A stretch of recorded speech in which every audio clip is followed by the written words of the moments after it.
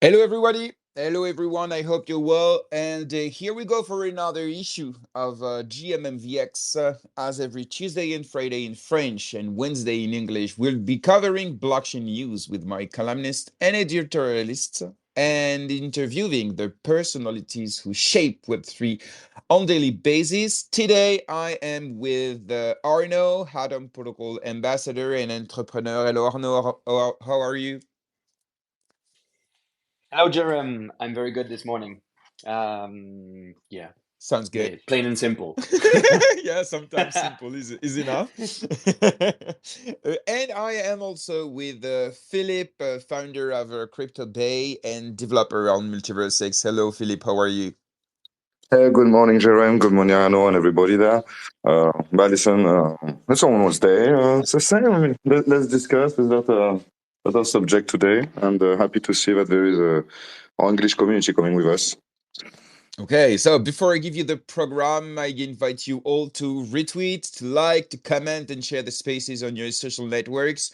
You can find the replay of the podcast after on all the platforms. So Deezer, Spotify, Apple, Google Podcasts, and so on, but also on YouTube. And you can also use Cyborg, the Web3 podcast platform supported by Swissborg.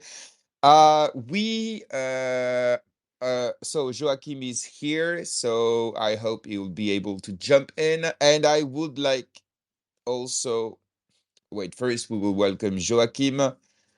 Hello Joachim, founder of Gaupa Labs. How are you? Twitter trouble this morning, but I'm here. Okay, sounds good. Welcome, brother. I'd also like to say a big thank you to the members of Club Privé. Yesterday, we announced a strategic and huge partnership with Coco. So that's big milestones for us, and we are already more than 60.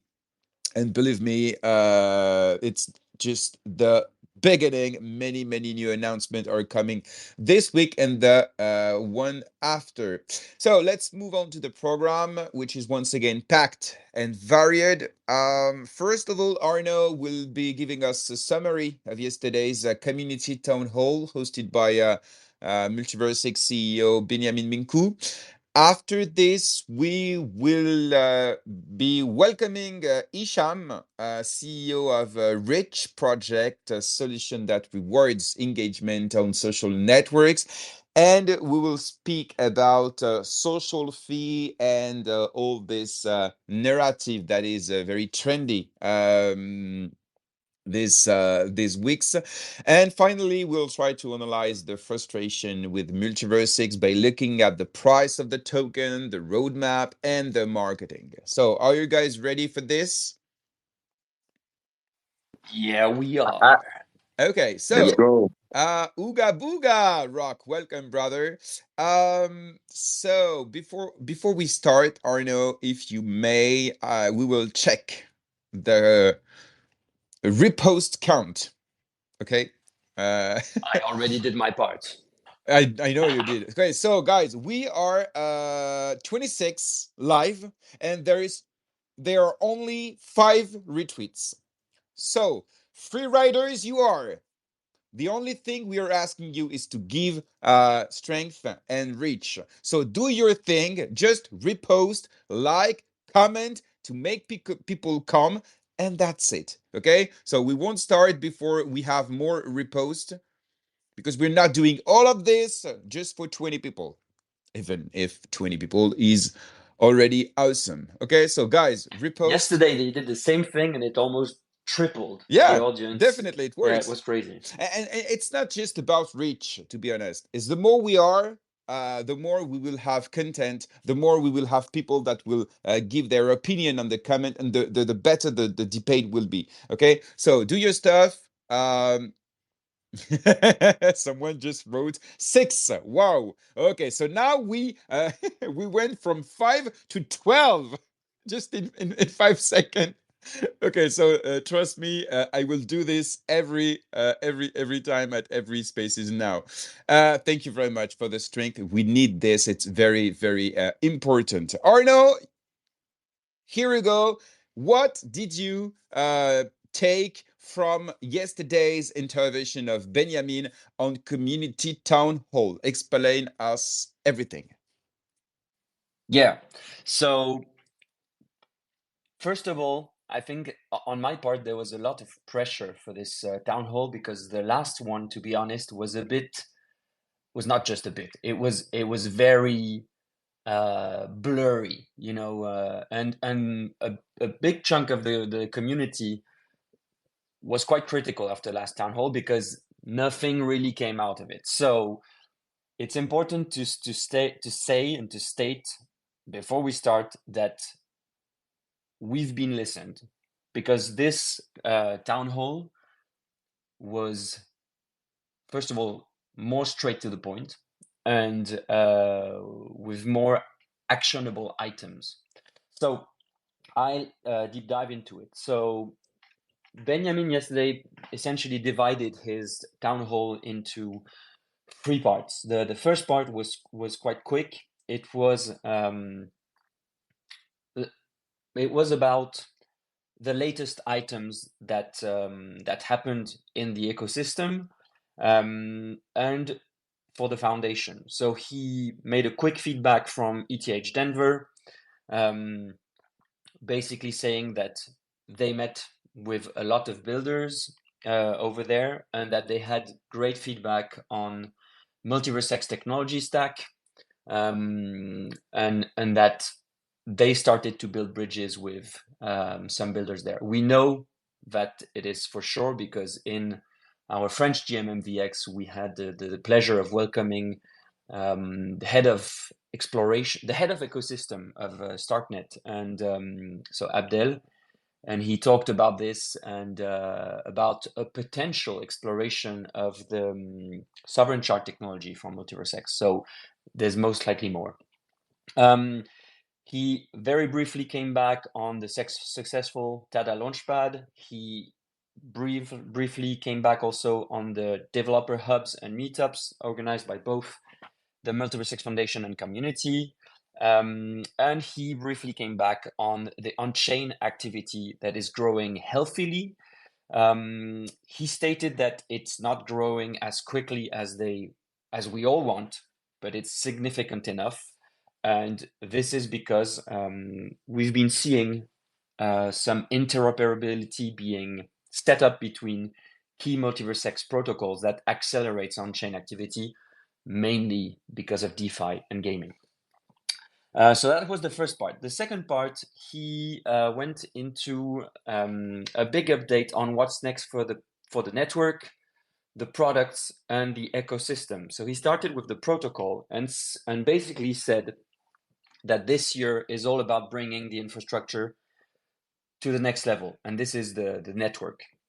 So he pointed out 3 milestones: the Vega update that is taking phase 4, not going to deep dive into this one, relay transaction and batch transaction improvement to improve the user experience by abstracting the chain, and finally the Andromeda milestone, that is the fast finality improvements to accelerate the network, so increasing block speed and block finality.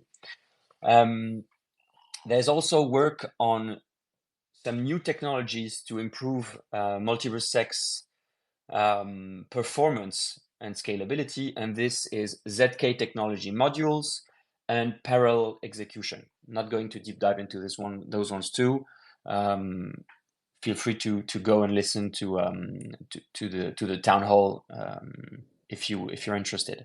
Then the second pillar in this one is the MultiversX Foundation restructuring. So we've known that they are now working in business units on the various products. Beniamin acknowledged this publicly. So Xportal, Xmoney, Xfabric, Xlaunchpad, Xexchange. And so he deep dived into each of them. There are 2 of them that had a bit more of attention. The first one is Xportal. Xportal team that has known growth pains, and so the app has been receiving several performance updates. He came back on various milestones that are coming for Exportal, on-chain experience coming to the app, Apple and Google Pay, premium card by June, new pairs for top-ups, and new chains integrated. He mentioned Polygon and Solana by June. Then Xmoney. Xmoney,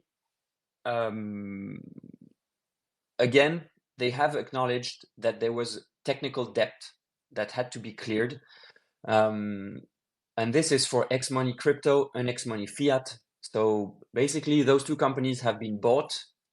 And what Beniamin said is that it took time to integrate teams that were not part of MultiversX inside MultiversX, integrating the products, integrating the tech, crypto and fiat payments. Those are two products that are highly regulated. And so this took time, and apparently, from what I perceived, now it's done. The teams, the products, the tech are fully integrated to MultiversX. They are going to announce new recruits that came from interesting background. He mentions people or someone coming from MasterCard. And so now that those two are integrated into one Xmoney, they're comfortable to say that things are going to go quicker now. He mentioned Xfabric, that is basically in the same situation. They started working on Xfabric, and apparently they were not happy with it, so they had to completely redo it. And so he's been talking about a new version of the platform that has been iterated upon, and now there's already selected people from outside the MvX team that are involved to receive feedback. But we should have a new Xfabric platform quite soon. X Launchpad with Soxno. I think, I don't know if the Launchpad will be in April. That would be a bit close, but most likely a roadmap about Soxno Launchpad in April, and already startups that are planned for the next of the year for the X Launchpad. And then X Exchange, but we all know this, the team has been completely redoing the product to make it as simple as possible to interact with DeFi. He mentioned the goal of X Exchange to allow people to play, discover, and create new tokens.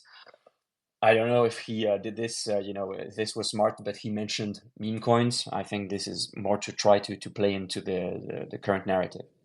So that was it for the foundation. Then he mentioned the two key verticals contributing to the network progress, gaming and DeFi. I'm not going to go deep into this one, but compared to previous town halls, he took some time to mention a lot of projects and mentioning also their key milestones.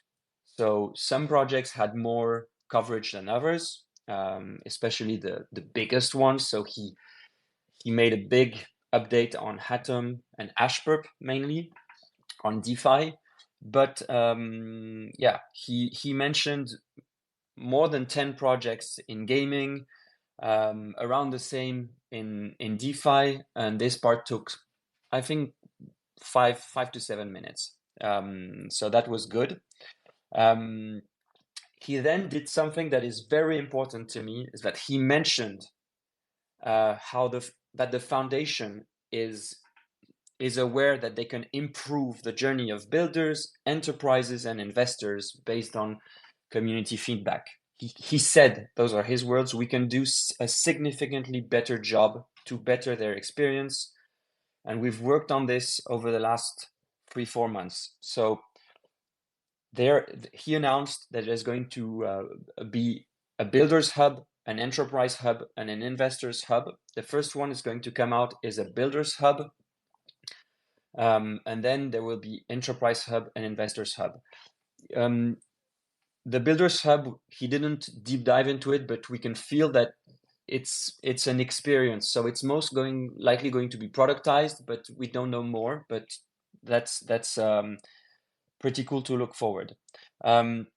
He also acknowledged that based on community feedback, and they're aware, we need more builders, more investors, more interoperability.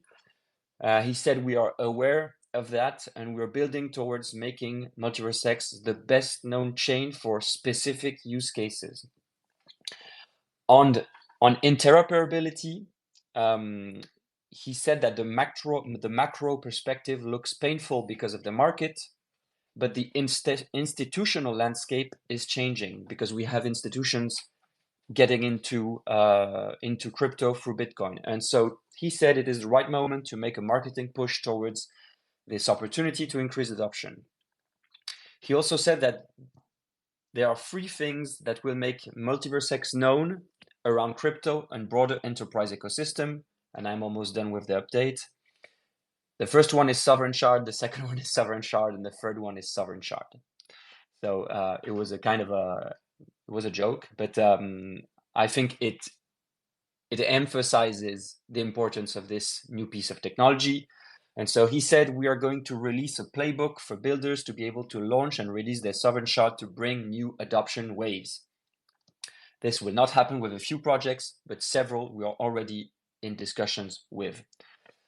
He also talked about, through Sovereign Shard technology, a network of networks to build interoperability with all blockchain networks, thanks to Sovereign Shards.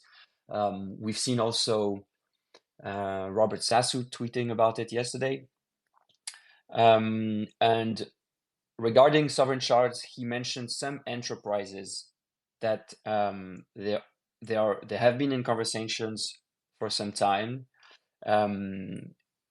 And they will be sharing updates as soon as possible. So this, we every town hall we have this. So again, let's wait and see. The last thing, and that's the last part of my debrief, it is the awareness wave that has been put in place. So there is an event presence across the world to make MvX known and to build strategic alliances. He said we are aware we need to build bridges with more ecosystems and partners. And so that's why MultiversX is going to almost all the events with more ambition this year. He mentioned key countries, France, Dubai, key events in France, Dubai, Turkey, South Korea, Singapore, Argentina. He said also, in terms of growth and awareness, we are intentionally targeting 3 new markets this year: Turkey, Korea, and United States. This is more than just we are targeting. He talked about putting MultiversX people in those markets. So it's maybe not opening offices there, but sending MultiversX team in those countries to make an impact. Not going to deep dive into why those 3, but if you're interested, you can go and listen to the town hall. And final point is X Day 2024 that will be announced in April. And he already teased about the presence of important regulators that will be there and show how MultiversX is moving on that front. And also ecosystems that MultiversX has been building bridges with for the past year.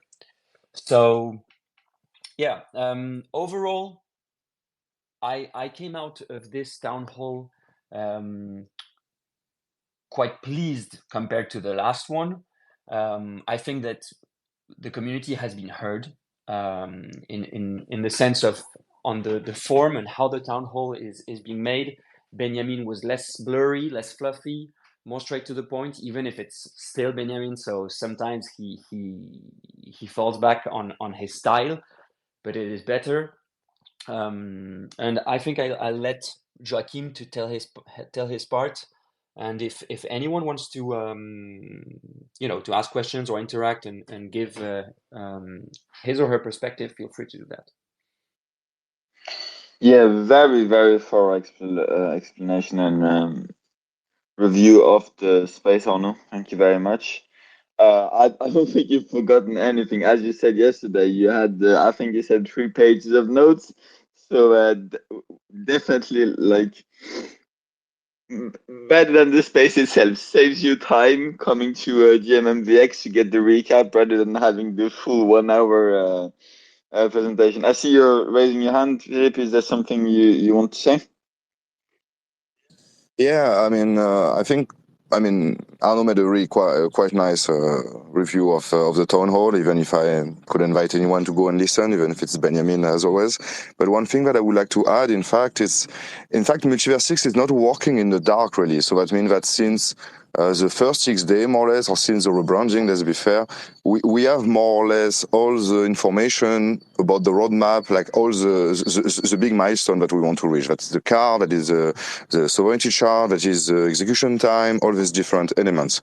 So they never hide anything. I think the frustration that came and what he's trying to respond with this town hall, in fact, is like the misunderstanding of what's happening. So by being entirely honest by the past and saying everything, we are missing to the information of big news that seems to be something. At the end, we are all expecting news. What at the end, what we want is it's something to be released. So he came and he explained to us that things are going forward. He explained to us that there have been some problem. That's the role of the CEO entirely, and he explains the next stage. So not only the technical part, like MultiversX usually is doing, but more or less also like the expansion of the vision. Like we are going to other continents. We have this approach, and I think that's what we were missing in the last months. And we have in the comment someone that is writing short resume. Nothing new except the focus on Turkey and US. Okay, except the details of the announcements, and I saw your hands, Joachim, don't worry. I just would like to have your overview, your opinion about this. Is there anything new? Is there anything huge? Or is it just uh, just some more announcement of announcements? Joachim, and after Arno, and listeners, feel free to give your opinion about the town hall, about the announcements, about the substance, but also about the form. Did you like Beniamin intervention and so on? Joachim?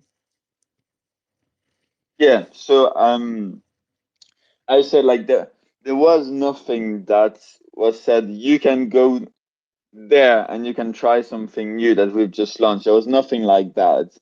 But to be honest, um, we've never had something like that on MvX. It's always been announced well in advance. There's never been a surprise drop of anything. So I think it would be very optimistic to go to start listening to the town halls thinking that something would drop there and then.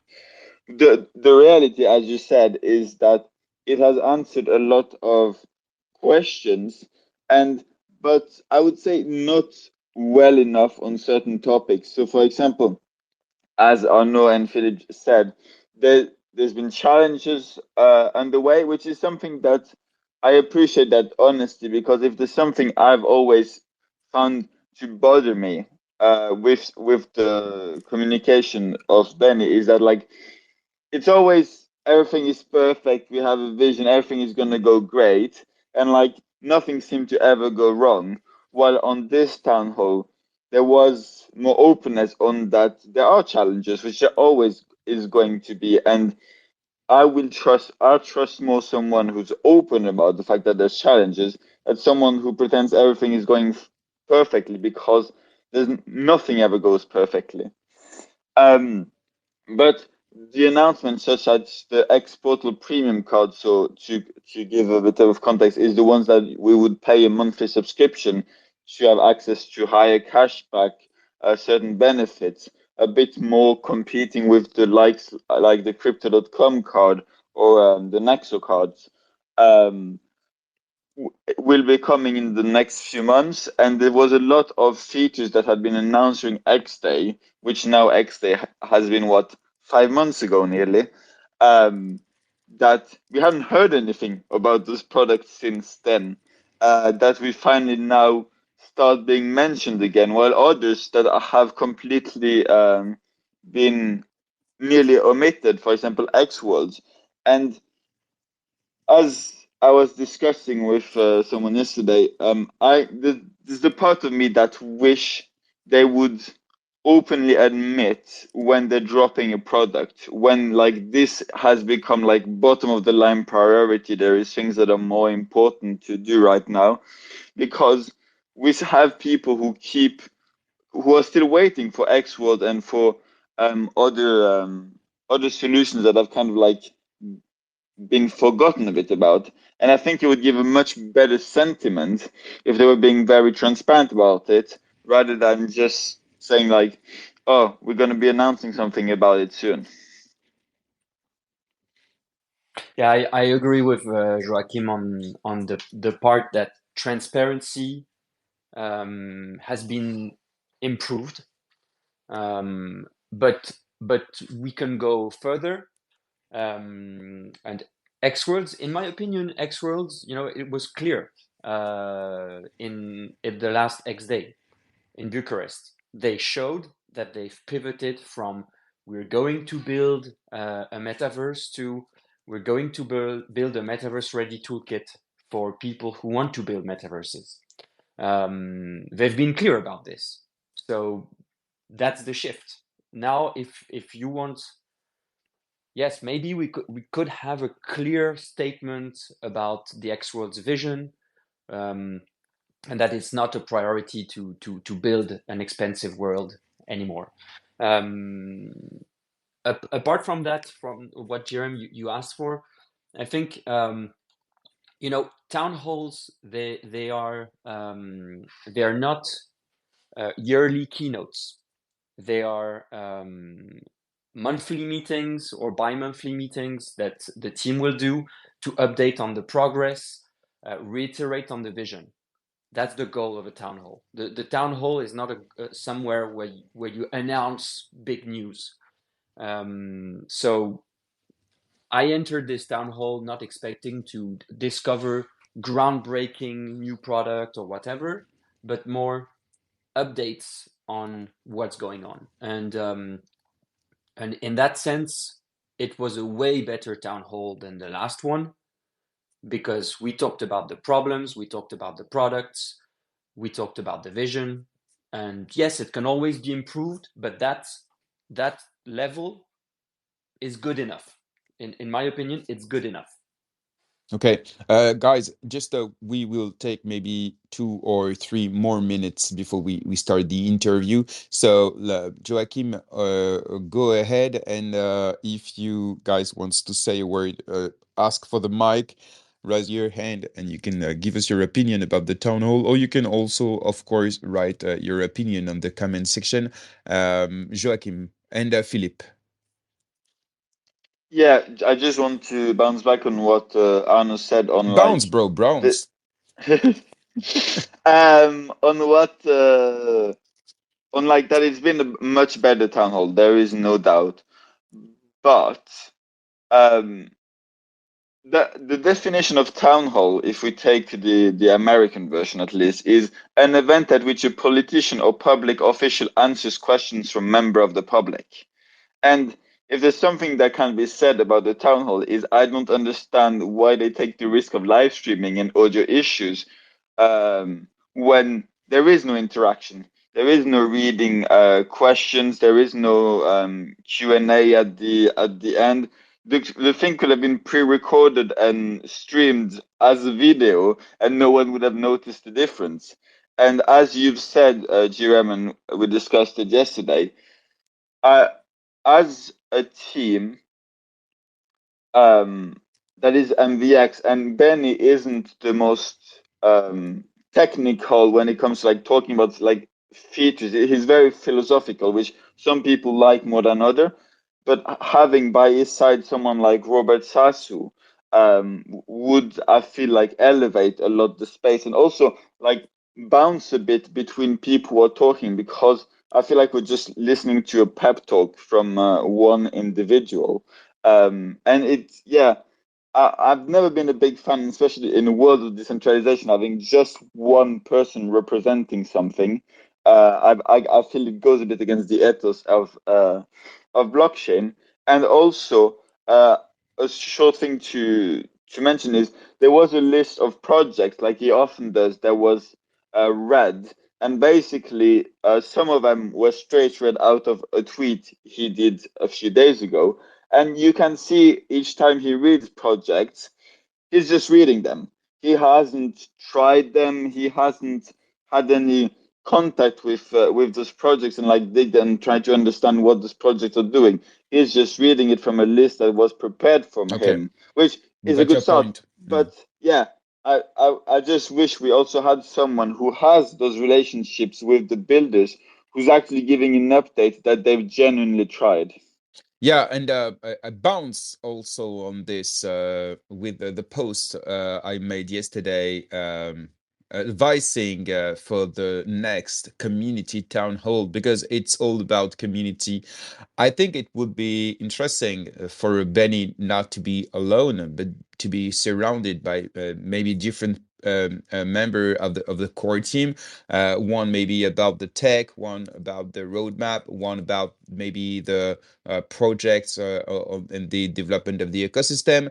And it would be great maybe to welcome one builder, maybe to enlighten him.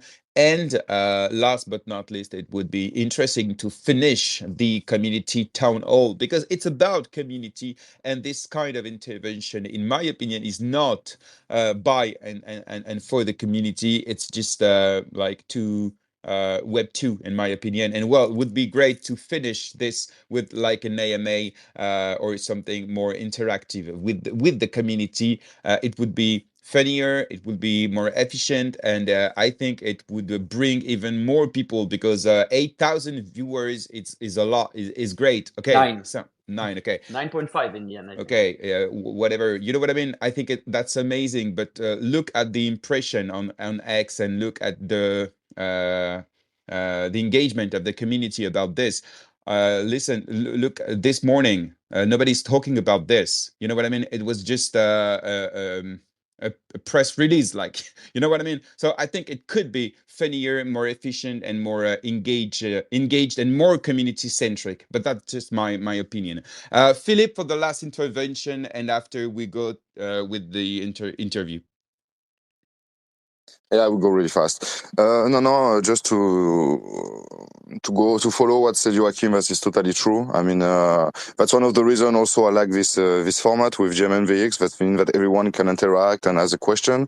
I mean, it's a little harder for a CEO, but he could open kind of a form or anything like that where people can ask their question, and the most relevant can Well, be he did posted. on a post saying, let us know which question you would like us to answer the most. So he posted something before the community town hall.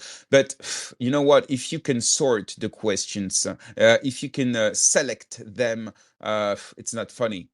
You know what I Yeah, mean? it's always Would be it's would be always would yeah, be. yeah, yeah. I Don't mean, be afraid of the community. You know what I mean? Uh, it's why I like GMNVX, and I like the way that people can just take the mic and talk. I mean, I think that's the best way to have proper debate and to have nice discussion with people with different point Definitely. of views. And I'm I mean, sure it's Benny would be great at this. I'm sure he would be But great. really Jerem, good. I think this is the answer.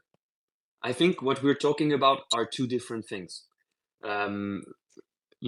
Having 5 people from different business units in the MultiversX team involved in a town hall becomes a bigger thing that takes time to organize, to make sure there's no fuck ups, etc., etc., etc. It would be amazing, but it takes time, and some people are not used to that, so it takes more time and stress people. So maybe they don't want to go deep down into this, but what you guys are suggesting is a format that the MvX community could leverage. They could reach out to us and say, hey, once every 3 months, we want to organize a community session, and it will be hosted by So by the don't GMvX call team. this community town hall. It's a town hall. Yeah, true. But no, it's fair. It's fair. But you're right, and of course, you know that we already asked to the team for such format, but maybe they don't want It's going to. to come. Yeah, we'll be there at this time.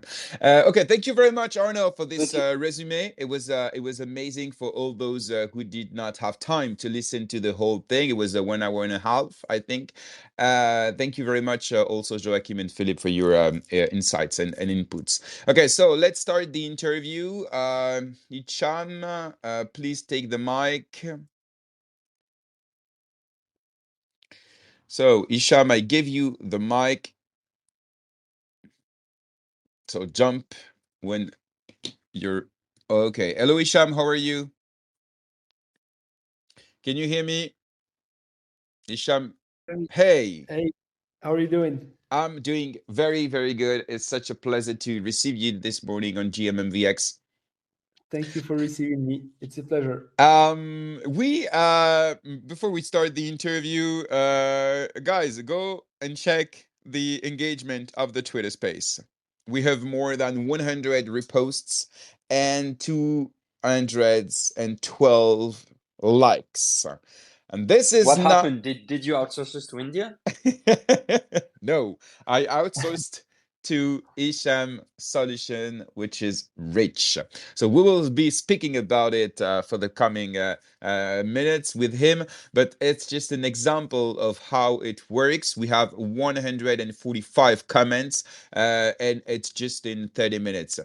So it's like a test for this Twitter Spaces, and we'll speak about this and how to engage, how to boost, how to have an impact on socials by rewarding community members to make marketing maybe easier and more and get more awareness. Okay, so Hicham, first of all, and because we always start like this with our guests, can you introduce yourself, about your background, and we will not lie to the community. We know each other in real life. Yeah, definitely. So I'm Hicham. I'm from Morocco. I've been in France for the past 10 years. I started working as a developer, and I've been a full stack developer since 7 years. I started in Web3 around 2021, right before the crash. That was a good introduction. uh, and yeah, since then I've built like 40 to 50 projects as a freelancer. This is when I started the reach through with people I met across my experience in here. So yeah, in August we decided to create No, reach no, no, and you're going too fast, brother. You're going too fast. What I want you to explain us, and it's something that is, in my opinion, very interesting, is you were yeah. working as a developer in Web2 in a very famous brand. Okay, we don't need to name it if you don't want, so no worry, but you were working there, and you were working on Web3 projects outside, okay? And your Exactly. dream Yeah.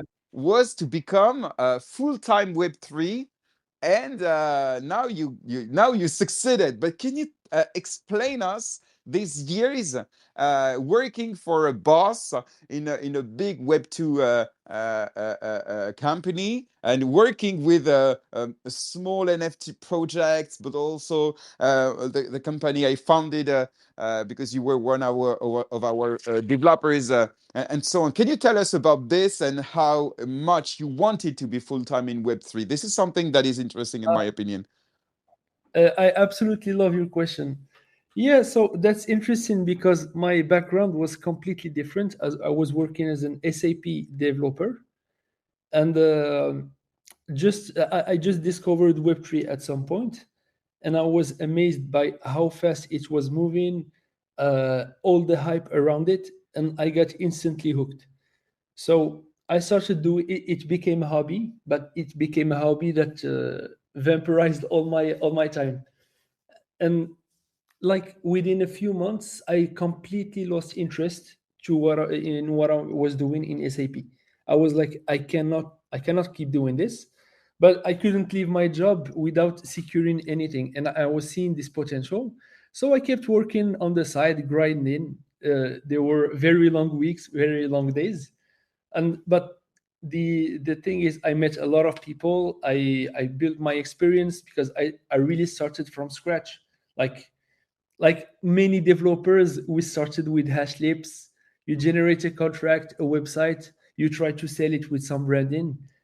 And this is where when I got hooked. I started learning how to do it myself, how to create smart contracts, how to create apps, host them, etc. And the more people I met, the more ideas I came across, and this is when I felt it was time to go full time Web3. There is the demand to support it, and let's make the jump. Yeah. Okay. Thank you for this, and I am sure a lot of developers, Web2 developers, felt the same. But the market was harsh because you were working during the bull run with many projects, but it was not enough for you to live your Web2 work. And during the bear market, should have been a little complicated. And now the market is rising again. It will be easier for Web2 developers maybe to go full-time Web3 because it's so much and so more exciting. Correct? Yeah, but at the same time, the best time to build is during the bear market, because now that the bull is here, uh, I'm kind of ready. I built my sum of experience. I met some people. So with developers that just want to jump into this space right now, I still encourage them to do so, but it's gonna take some time to push through. Yeah. It's You're yeah. right. Yeah, absolutely. Okay, so let's dive in your current project, which is Rich. So can you pitch Rich? It's hard to say in 30 seconds. So what is it? What is it for? And who is it for?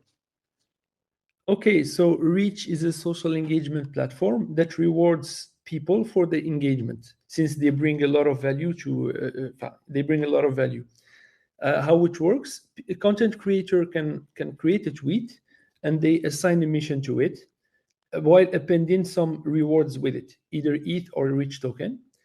And all people interacting with this mission will be rewarded according to their engagement, according to the quality of their engagement, the quality of their profile, and that's it. Okay, That's that's a very simplified explanation. it's perfect. It's perfect. Okay, so which specific blockchain and Web3 technologies do you use to track and reward the user engagement?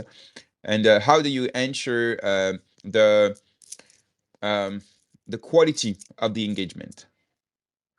Okay, so currently it is on Ethereum mainnet, but we're undergoing a huge migration and a huge revamp of the project, and we'll be migrating to Base Okay, by end of March, early April.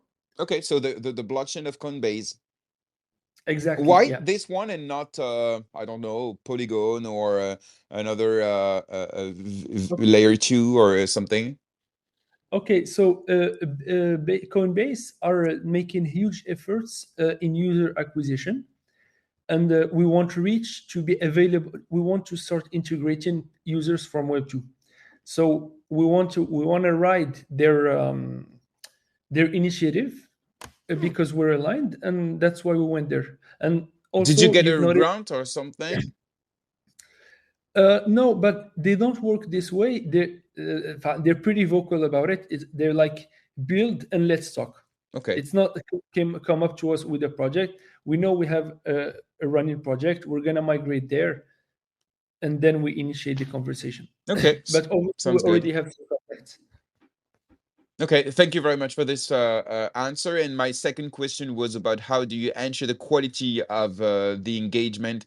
Because if you just reward people for engaging, you will get bots, giveaway farmers, fake accounts, and so on. So how do you ensure that the engagement is organic and like as true as possible? If you see what I mean. Yeah, a good question. So we have two ways of ensuring quality in Reach. First, we have the Reach score system, which is a score that rates Twitter accounts with some metrics. It allows us to detect a lot of bots and people that have botted followers. It means that someone that has 100K followers can have a lower score than someone with 2K followers, because it takes into account their engagement, their impression, their activity. These are the real metrics that can tell you about a Twitter account. It's not just the followers. The second part, and basically this reach score acts as a multiplier. So the higher the quality of your account is, the higher the rewards you're gonna get. You can get like up to 10 times more rewards than someone with the level 1. And how does The this score work, with the AI or with algorithm that No, no? the reach score system works just with Twitter metrics. Okay. We collect data from the account and we calculate it. Okay. But when it comes to AI, this is the second part. We have a relevancy-based reward system where we have a script that parses through all comments in a tweet and rates them according to 3 criteria. We have relevancy to the initial tweet, the effort. Someone just replying with an emoji won't get the same reward as someone inciting conversation. And then we have value add. Basically, if you're replying something that incites conversation and more replies, it will give you more rewards. And people that have very low scores, low ratings, are flagged in our system. And after some strikes, they are strictly banned. So far, we have banned around 3.5K users from 13K. Okay. Very interesting. So how do you find any customer? What's your go-to-market strategy, and can you give us some figures, some key figures about the success or not of the platform? And after we'll speak about how you financed the project and about the token, because you have a token, as far as I know. Yeah, of course. So Sorry, go to market strategy. How do you reach customers? Do they reach to you? Do you? So there was already a demand for this, because right now engagement on Twitter is a bit flawed. The model to pay influencers doesn't really work, because a lot of them are buying bots. They don't bring a lot of value, and people aren't incentivized enough to interact. Instead of redirecting all the funds to the influencers or Twitter ad, you're redirecting these funds to the people. So people interacting with you are incentivized because there's a reward behind it, and they should be rewarded because they're bringing you value. It's not because you don't have 100K followers that you're not bringing a value by interacting with my post. So there's already a demand for it. We have people that come to earn some rewards by doing what they usually do, and projects are starting to use it because it's a way for them to engage their community. Because on top of everything I explained, we have a sort of white label solution that any server can install on their Discord and have the whole rich ecosystem for their community. So they have an ecosystem with missions, etc., that are specifically for their community, and that's how they keep them more engaged. Okay, and what's the main difference with your competitors, like Zilli, that we all know, or a different platform of engagement like this? To be honest, whenever a potential client asks me this question, I don't reply. I simply take one of their tweets and boost it, and they get the answer. Like, I know the engagement is nowhere near close what we have on Zilli, on Quest, and other platforms, but we're also providing tools for communities to leverage inside their own servers. We have a layer on Discord, and we're building a huge network, which comes to the third part of reach that is coming soon. It's the network missions. Right now, we have approximately 25 servers that have reach installed, with a combined audience of 500K. The goal is to expand as much as we can to create the rich network. And when you come create a mission with us, you can start targeting communities from our network. Some of them are Rect, Nifty Island, Mintify, PJPP, 9DCC. So you get the idea. We have a variety of servers, and you can target them by their type, like NFT servers, gaming, etc. This is the real value we're And going what's to the bring. cost of a mission for a project that would like to test or try your solution? Is it expensive to get all We this have engagement? different prices depending on the mission duration and rewards, but it can start from $5 to $10 depending on the token price, and it can go to any limit you want. We had some missions with 1 ETH, 0.5 ETH, but we also had missions for $50. Okay. Guys, if you have any questions, feel free to ask them in the comment section about the project, of course, but also about the market of social fee and about what do you think about such engagement? Do you like it? Don't you like it? Do you prefer maybe 5 real likes from people that are not paid for, or do you prefer 100 likes from people that are doing this for money? That's a really important question. I will continue about the airdrop and meme coin season. It's a perfect time for a solution like yours because every project wants to farm engagement with huge and very, very big airdrops announced. Yeah. So Sorry, you brought a really good point that I want to jump on, because this is exactly something we're going to provide soon in April. We know how the market is moving right now. It's farm season. Everyone wants to farm airdrops. Everyone wants to be on pre-sales, etc. And with the second version of Reach, we're going to introduce something called campaigns, where projects can, for example, any project can come and create a campaign with Reach. They're going to have their own leaderboard. They can push as many missions as they want a day, and there will be all type of missions. Right now, it's only engage with tweets, but we're going to have missions like tweet about me, tweet, put Reach on your username, put tweet, participate to this space. We're going to introduce a lot of missions, and we're going to provide a tool for farming as a service. So any project that want to do like Portal Coin, like Block, they can simply use Reach without coding the solution themselves. okay, I will let my brothers ask you questions. So first it was Arnaud, Joachim, and Philippe. So hi Hicham, thanks for being here. I have first a question from the audience.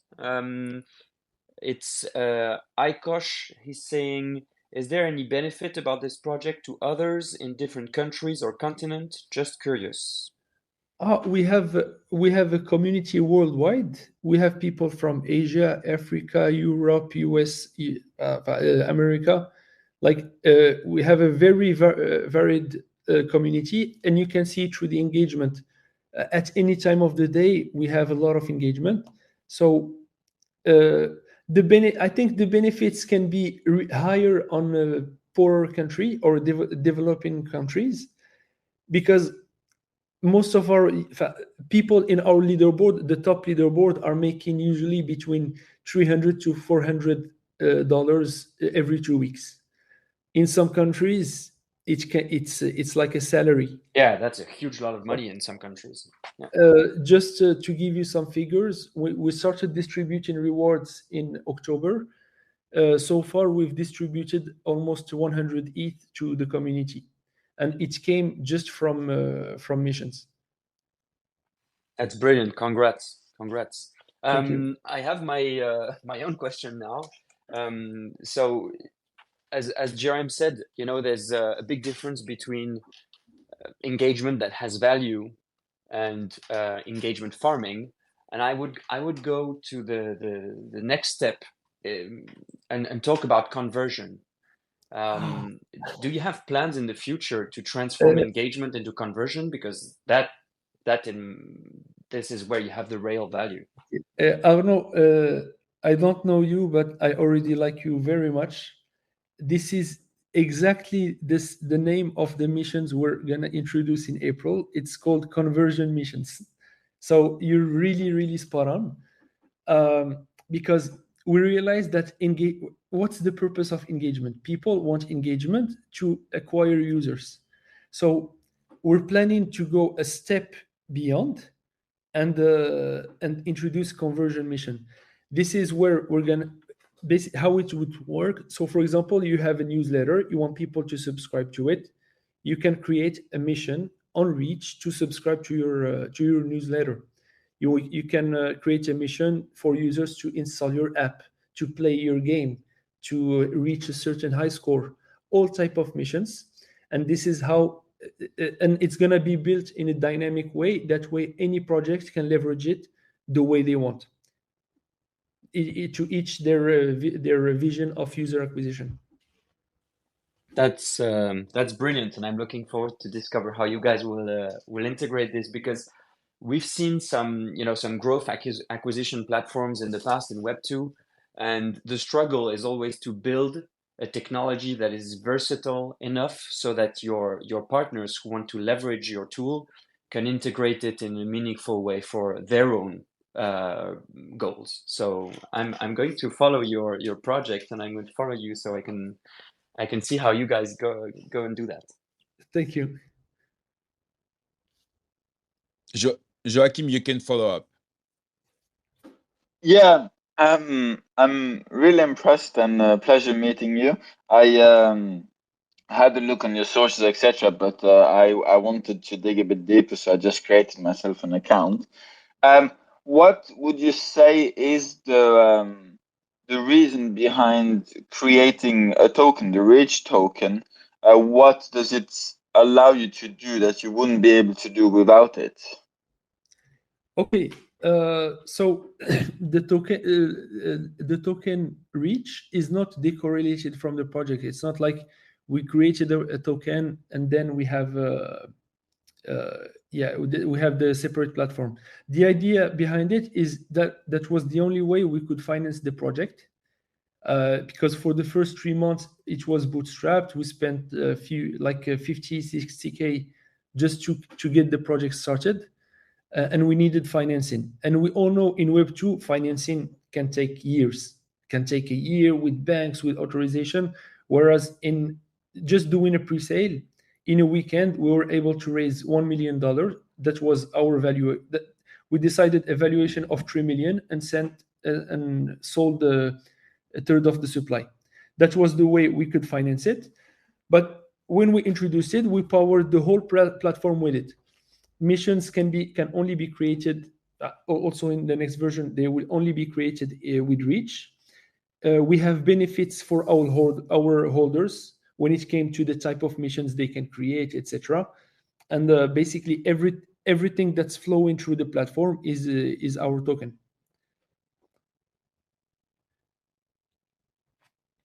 Yeah, wouldn't you say that is kind of like a barrier of entry, that they are requested to purchase your token rather than just, let's say, paying a fee in addition to the part that is being distributed? So right now you can create missions with ETH, but later on it's gonna be exclusively Reach. The idea at first we spent 6 months using it with ETH just to get people onboarded. Now we know we have a very fast growing community. We're confident that there is enough volume on the token, and we're confident that it's going to be a barrier of entry. And obviously we have some onboarding mechanics that smoothens this process, especially when we go to a layer 2, which basically we're going to give some tokens to newcomers, etc., just so they can test the platform. The idea is to test the platform first and then if you're usually you're satisfied and you start paying for it.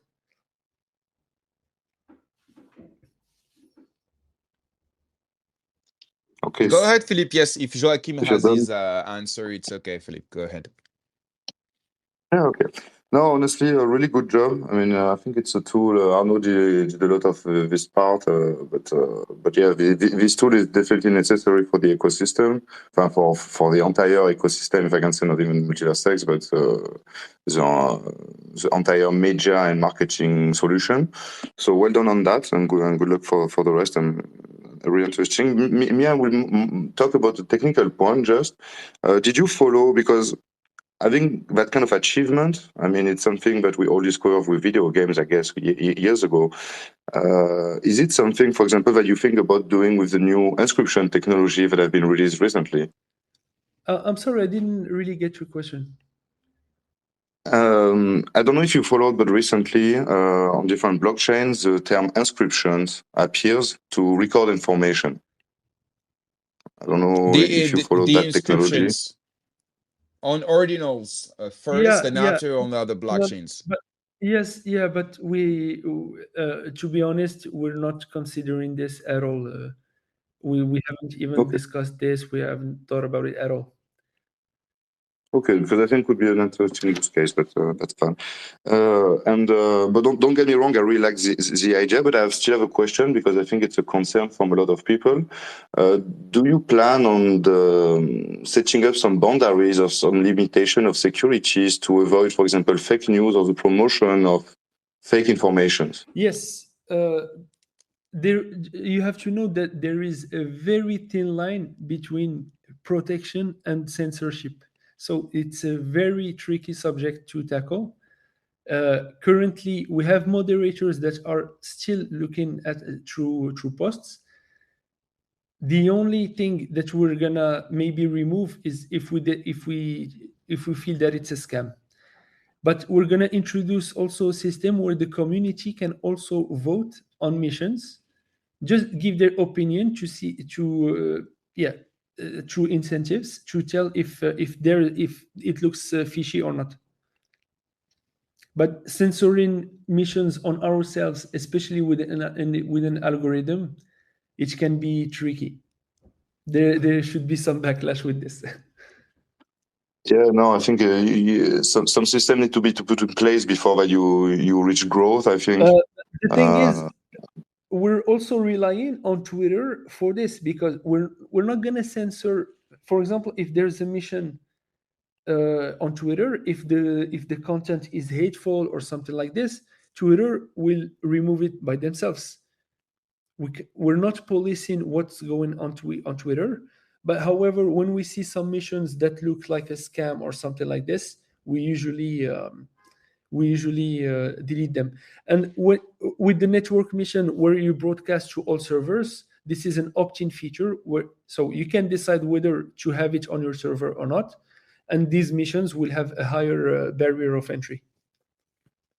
Okay, so you try to put some safety Thank there. you. That's nice.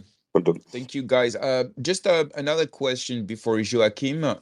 So now you're mainly on EVM blockchain. Do you explore some non-EVM blockchain to deploy, like Solana or maybe MultiversX or something like that? Do you plan to maybe build your own layer for interoperability? Not really, because obviously it can change, but what we're planning is to really make full abstraction of the blockchain side. I want people to start using Reach without having it's gonna be powered by the blockchain, but transparent for the users. If we want to reach a very higher audience, we want to expand beyond Web3. We want to target gaming. We want to target fashion, like other type of communities. And for this, the blockchain has to be transparent. So for now, we're gonna stick to Base. Okay, yeah, sounds good. Joachim? I was just bouncing on what Philippe said about censorship or ensuring quality. I feel like there is indirectly also the minimum price that you have to pay in ETH to have a post out would take away the incentive of doing it for a lot of people who have malicious intentions when you can, as you said, buy bots, etc., that underperform but still show numbers for a lower fee than distributing ETH to a community. Yes, exactly. There will be higher barrier of entry for network missions. Therefore, the investment might not be interesting for scammers.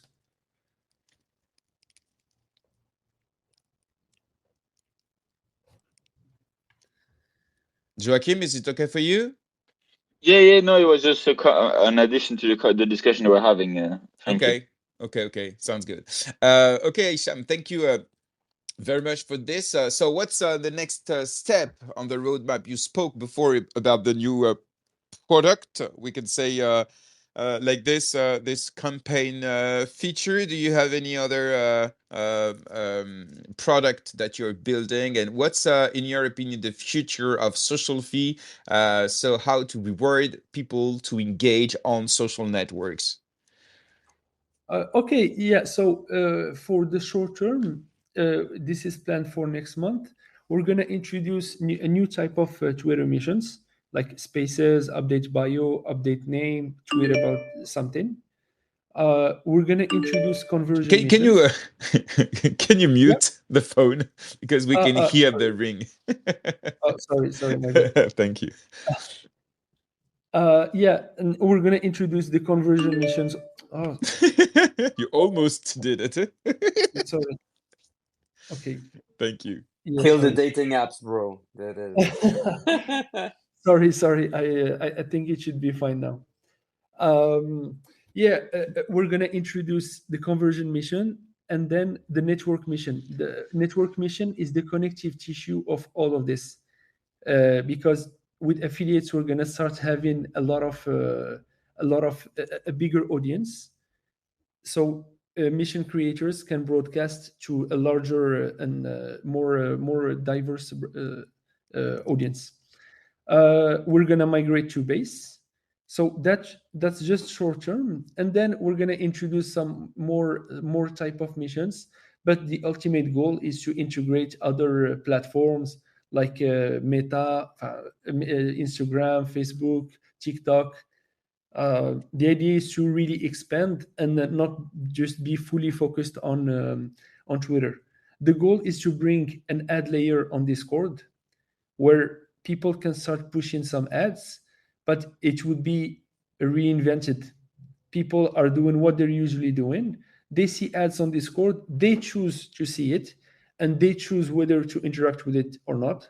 And the incentive they have is a reward.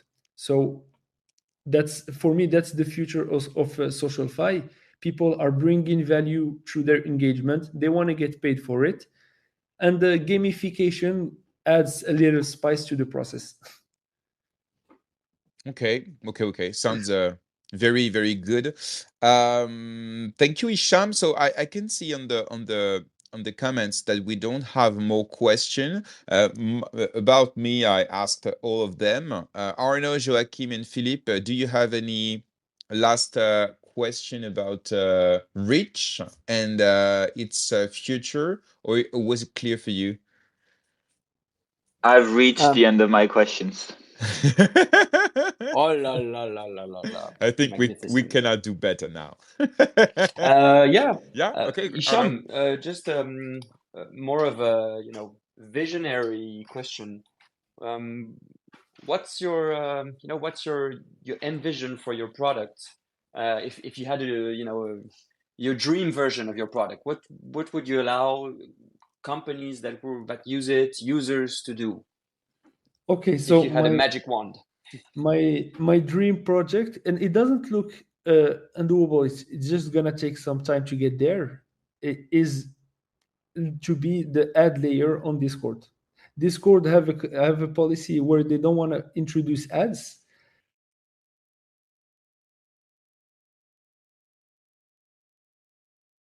Oh, we can't hear Hicham anymore. Same for you guys. Yeah. Yeah, indeed. Okay, I Yeah, will write same. him in private. He's got two ambitious dreams, so he got censored.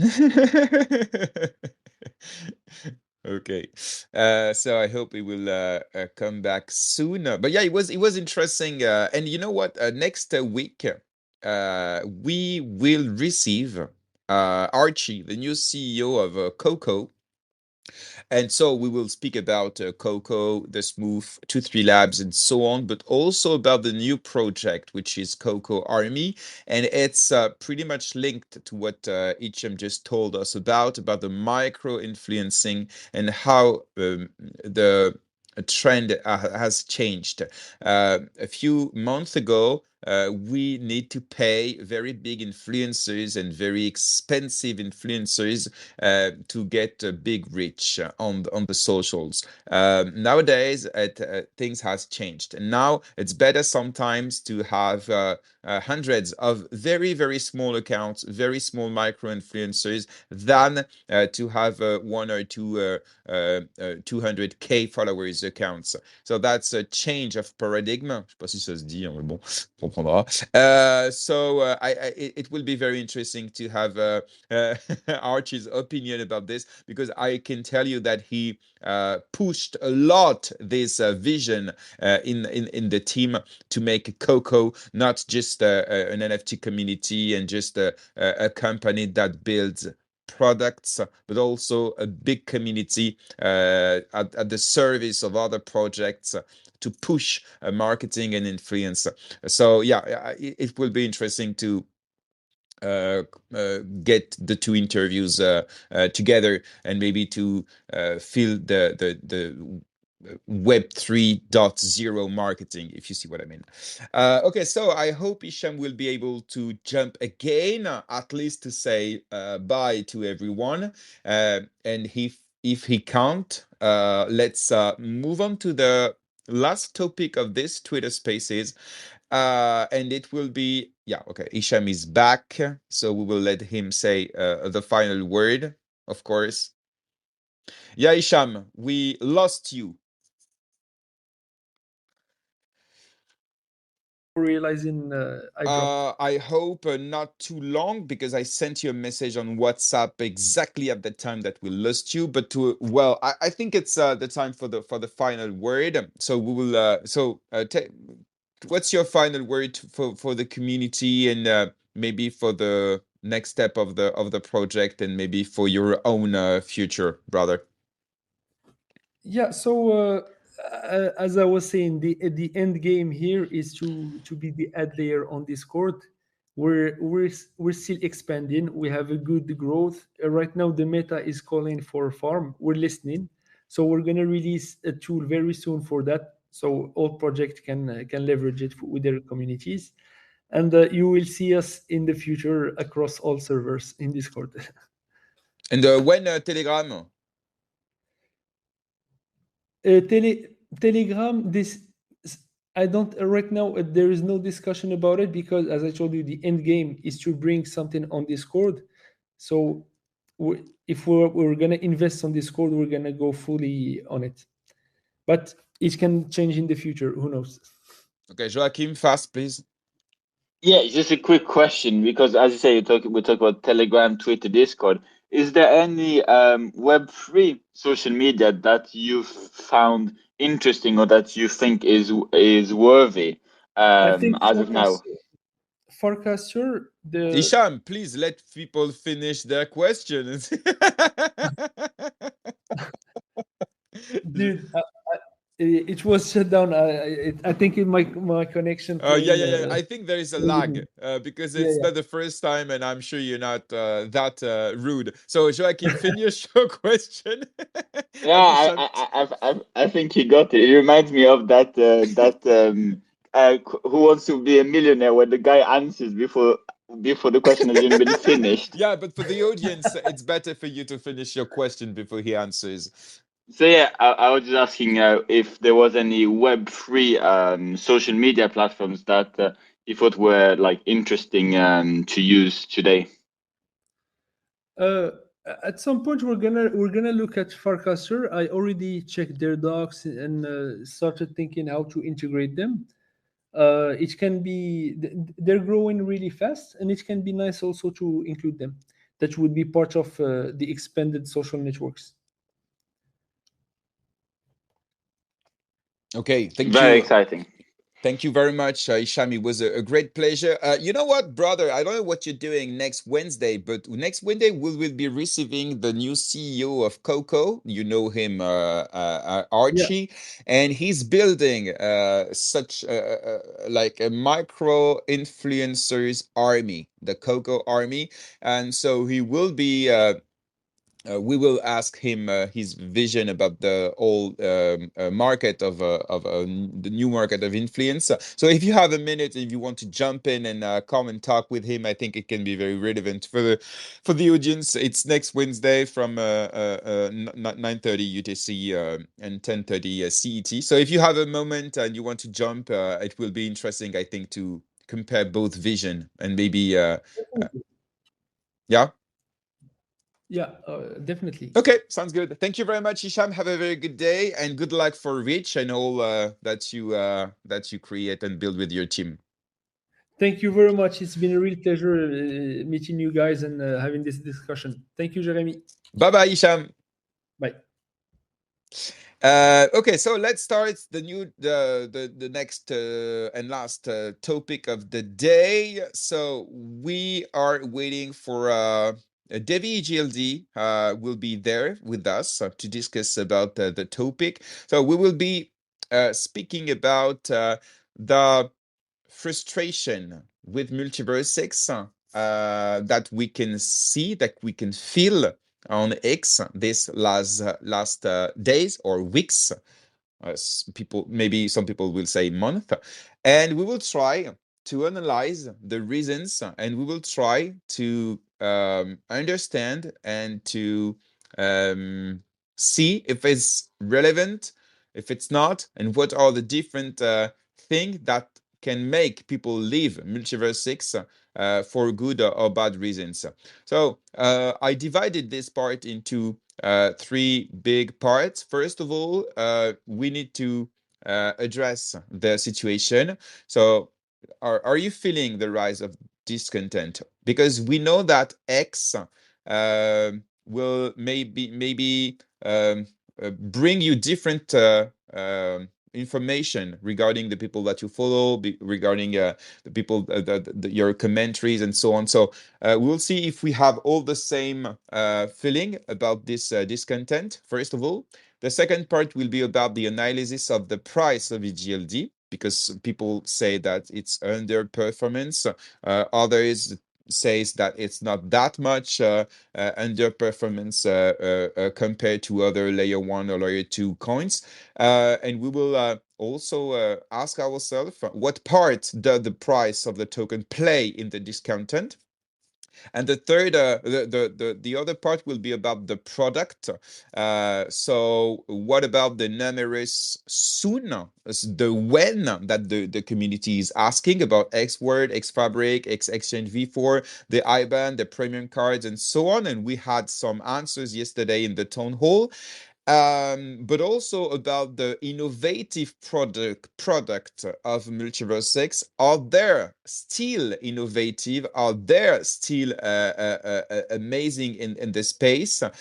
And if we have time, it's not sure, but if we have time, we'll speak, of course, about the marketing and the role of the CEO, because some people are leaving the ecosystem because they are fed up, they are upset with the marketing and some things that happened these last weeks. But because we spoke about it many times on GMMVX, we will speak about it only if we have time for this, knowing that I will close the space at 12:30. So we have a little more than 1 hour to have this debate all together. And first of all, we would like to welcome Davey. Hello, Davey. Welcome on GMMVX. How are you? Hi guys, doing fine. Very good, very good. Very happy to have you this morning. So is sovereign shard fully sharded? Human words. No, it's a private joke with Davey. So let's start the debate about the situation. So first of all, and please raise your hand just to be sure that everybody can speak in the order of the rising hands, and so everybody can speak after the other. So the first question is. Do you feel the rise of discontent, or is it just a biased vision by X because we don't have all the same feed on X? That's the algorithm thing. So first of all, Arno. Yeah, I mean, you pointed out a fact that X is an engagement platform. So of course, when somebody raises an opinion and that opinion gets engagements, then this opinion is pushed. So we need to be aware that this mechanic can distort the reality of how things are.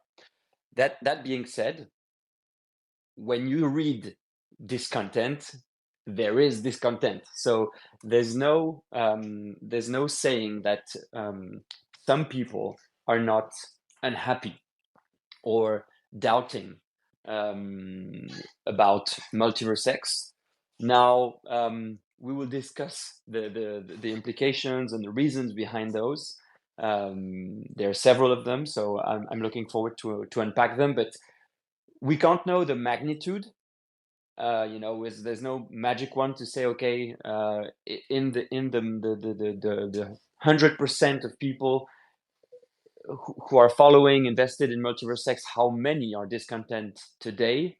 But we know from people who voice their discontent that there are some. And I will make my question maybe bigger. So not only focusing on X, you can also give your opinion about the situation on private discussions, Discord discussion, Telegram discussion, builders discussion. So when I say, do you feel the discontent is Okay. bigger, not only on X, but also on your different interaction with the community, can be investors, holders, builders, and so on.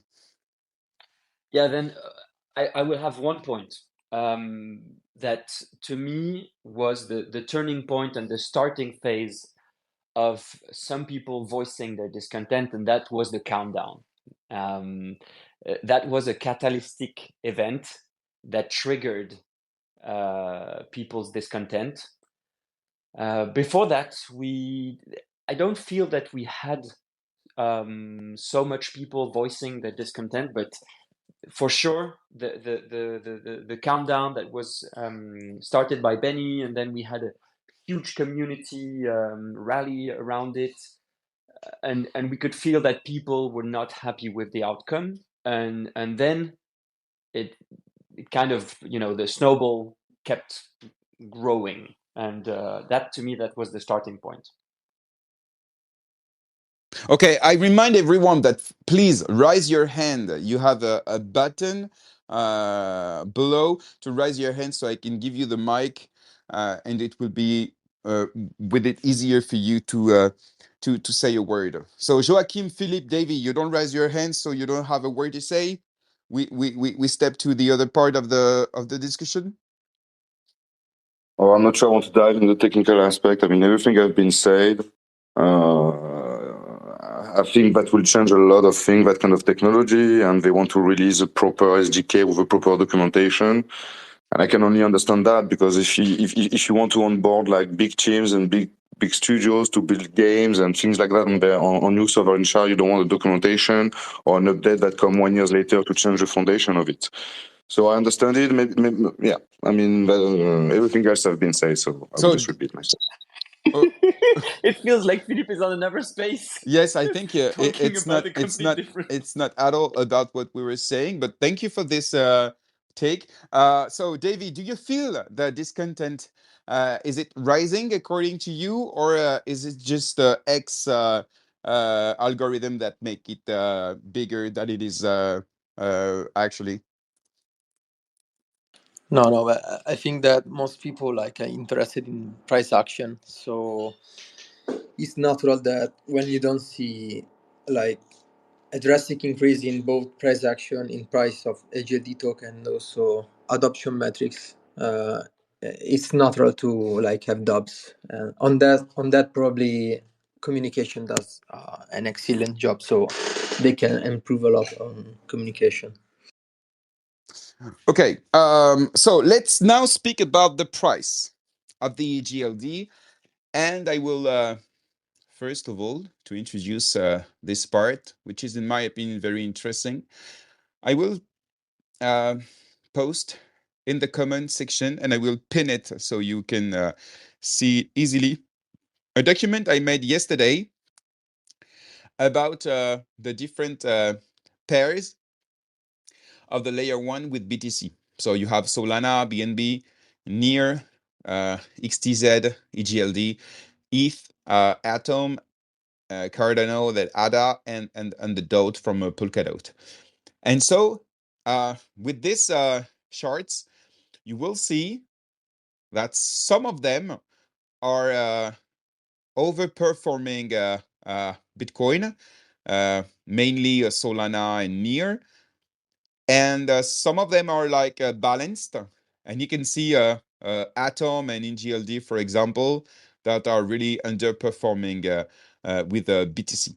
So this is said. I would like to have your opinion about two topics about the price. First of all, do you think EGLD is underperforming the other assets? And in what terms is it a problem for you? And second, what part does the price of the token play in the discontent? Is it the major thing? And so if the token was $200, nobody would speak badly about MultiversX. Or is it just part of the discontent and there are many other topics and subject of discontentment? Joachim first. Go ahead, brother. Yeah, the reality of Web3 today is obviously a lot of people join it for getting return on investment, and some will always be like that, and some others will convert to the technology aspect. As you know, in the bear market, we're all here for the tech. In the bull run, we quite enjoy seeing the prices moon, but. Um, I feel like we have a bit of the grass is always greener issue on in crypto in general, and we're seeing this mostly on MvX, as you've shown in the charts. EGLD actually performs quite similarly to other layer ones that already existed and were established during the past bull run, while the explosive things, with the exception of Solana, we're seeing booming right now, are mostly newer and in a new hype market. So I feel like a lot of investors, they're looking at their bags and they're just like, why did I do those picks? Why did I pick those tokens that are performing still nicely? Let's not forget, like we still have had quite a few months of performance, but you always look at those tokens that perform really well, when in reality, except if you were lucky or studied a lot, the chances of you picking exactly the ones that are performing so well right now is uh, quite low in reality. You just convince yourself that you would have picked them if things were different, but the reality is you can't travel back in time. Or if you can, please let me know. And then we can talk a bit about DeFi in general. But yeah, that was kind of my thought on the price.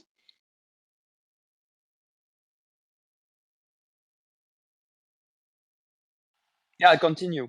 I think price is the key of the topic of the discontent. To me, price is eminently an individual metric, because each of us, we all have our buying price each of us, we all have a target for our investments, and when you're in a bear market, everybody's bleeding, and you're not looking at each other to see who's bleeding the most.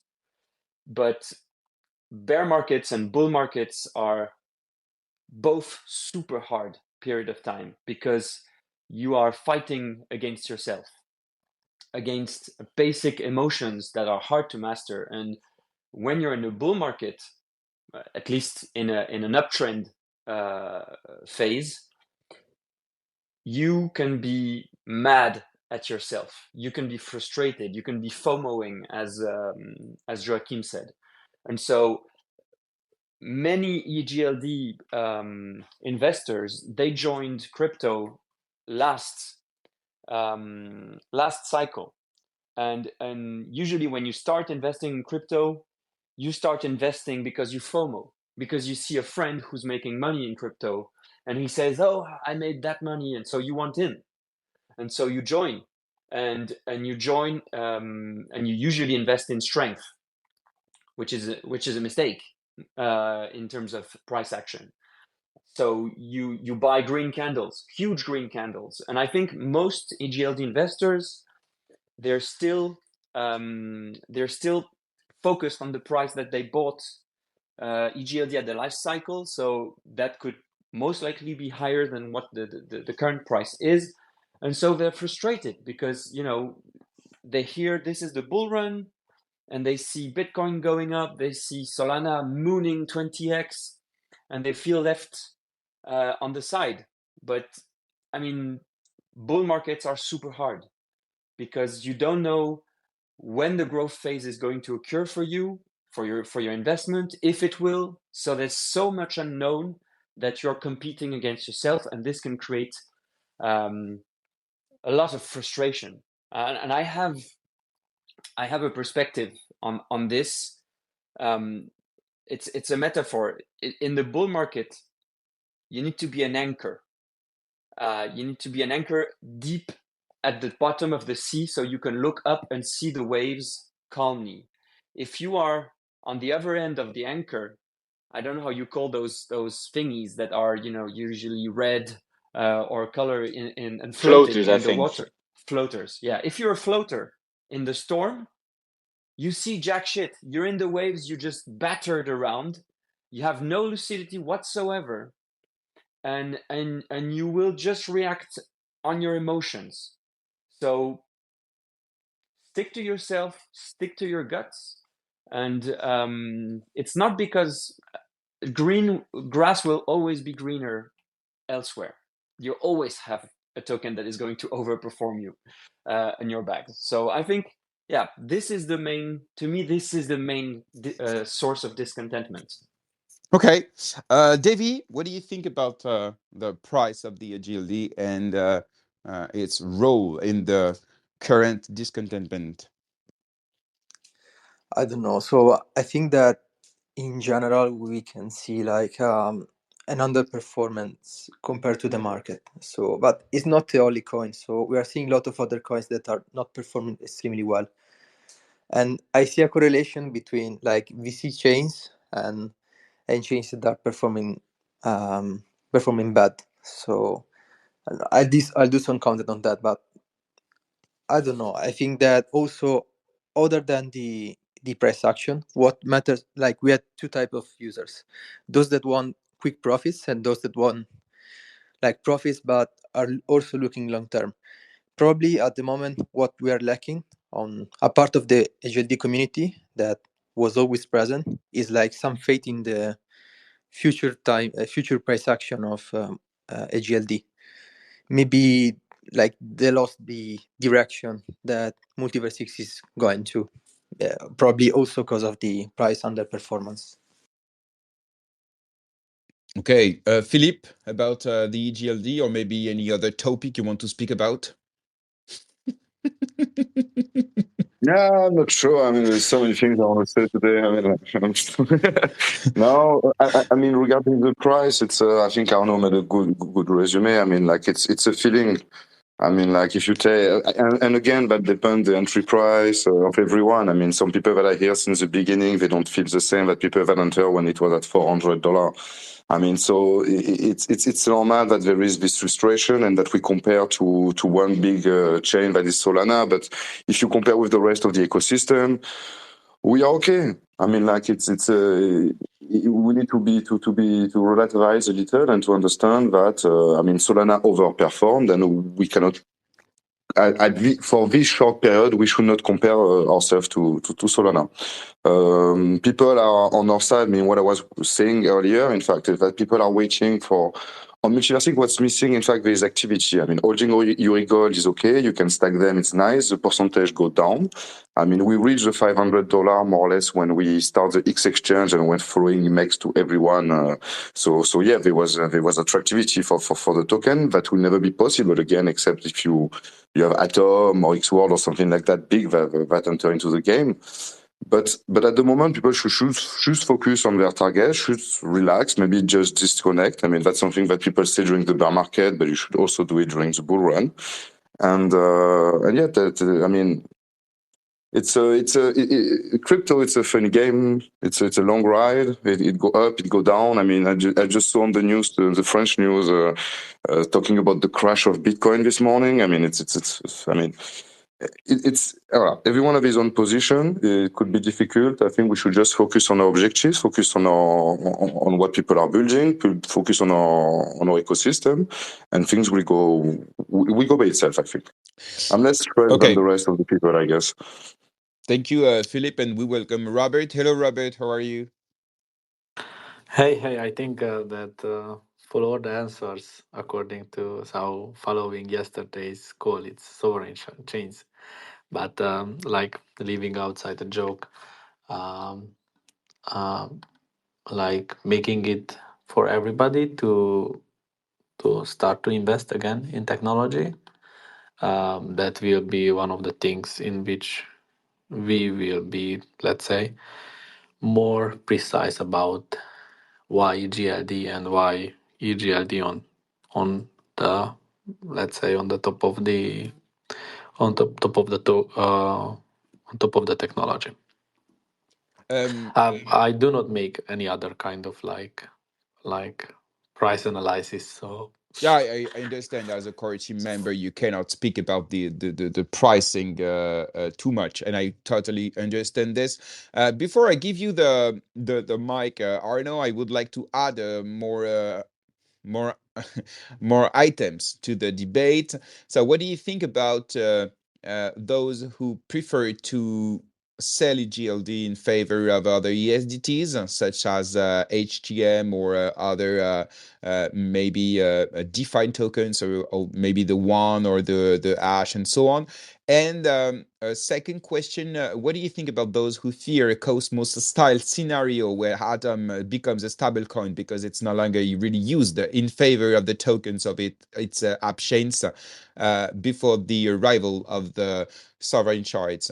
So, Arno, I don't know if you wanted to speak about something else, but I would like to have your take about these two topics. Sure. I start just quickly on Robert's take. This morning I read a fun tweet from a guy from another ecosystem who said, "I just deep dived in MultiversX community, and you guys are so serious. What you lack is retardio."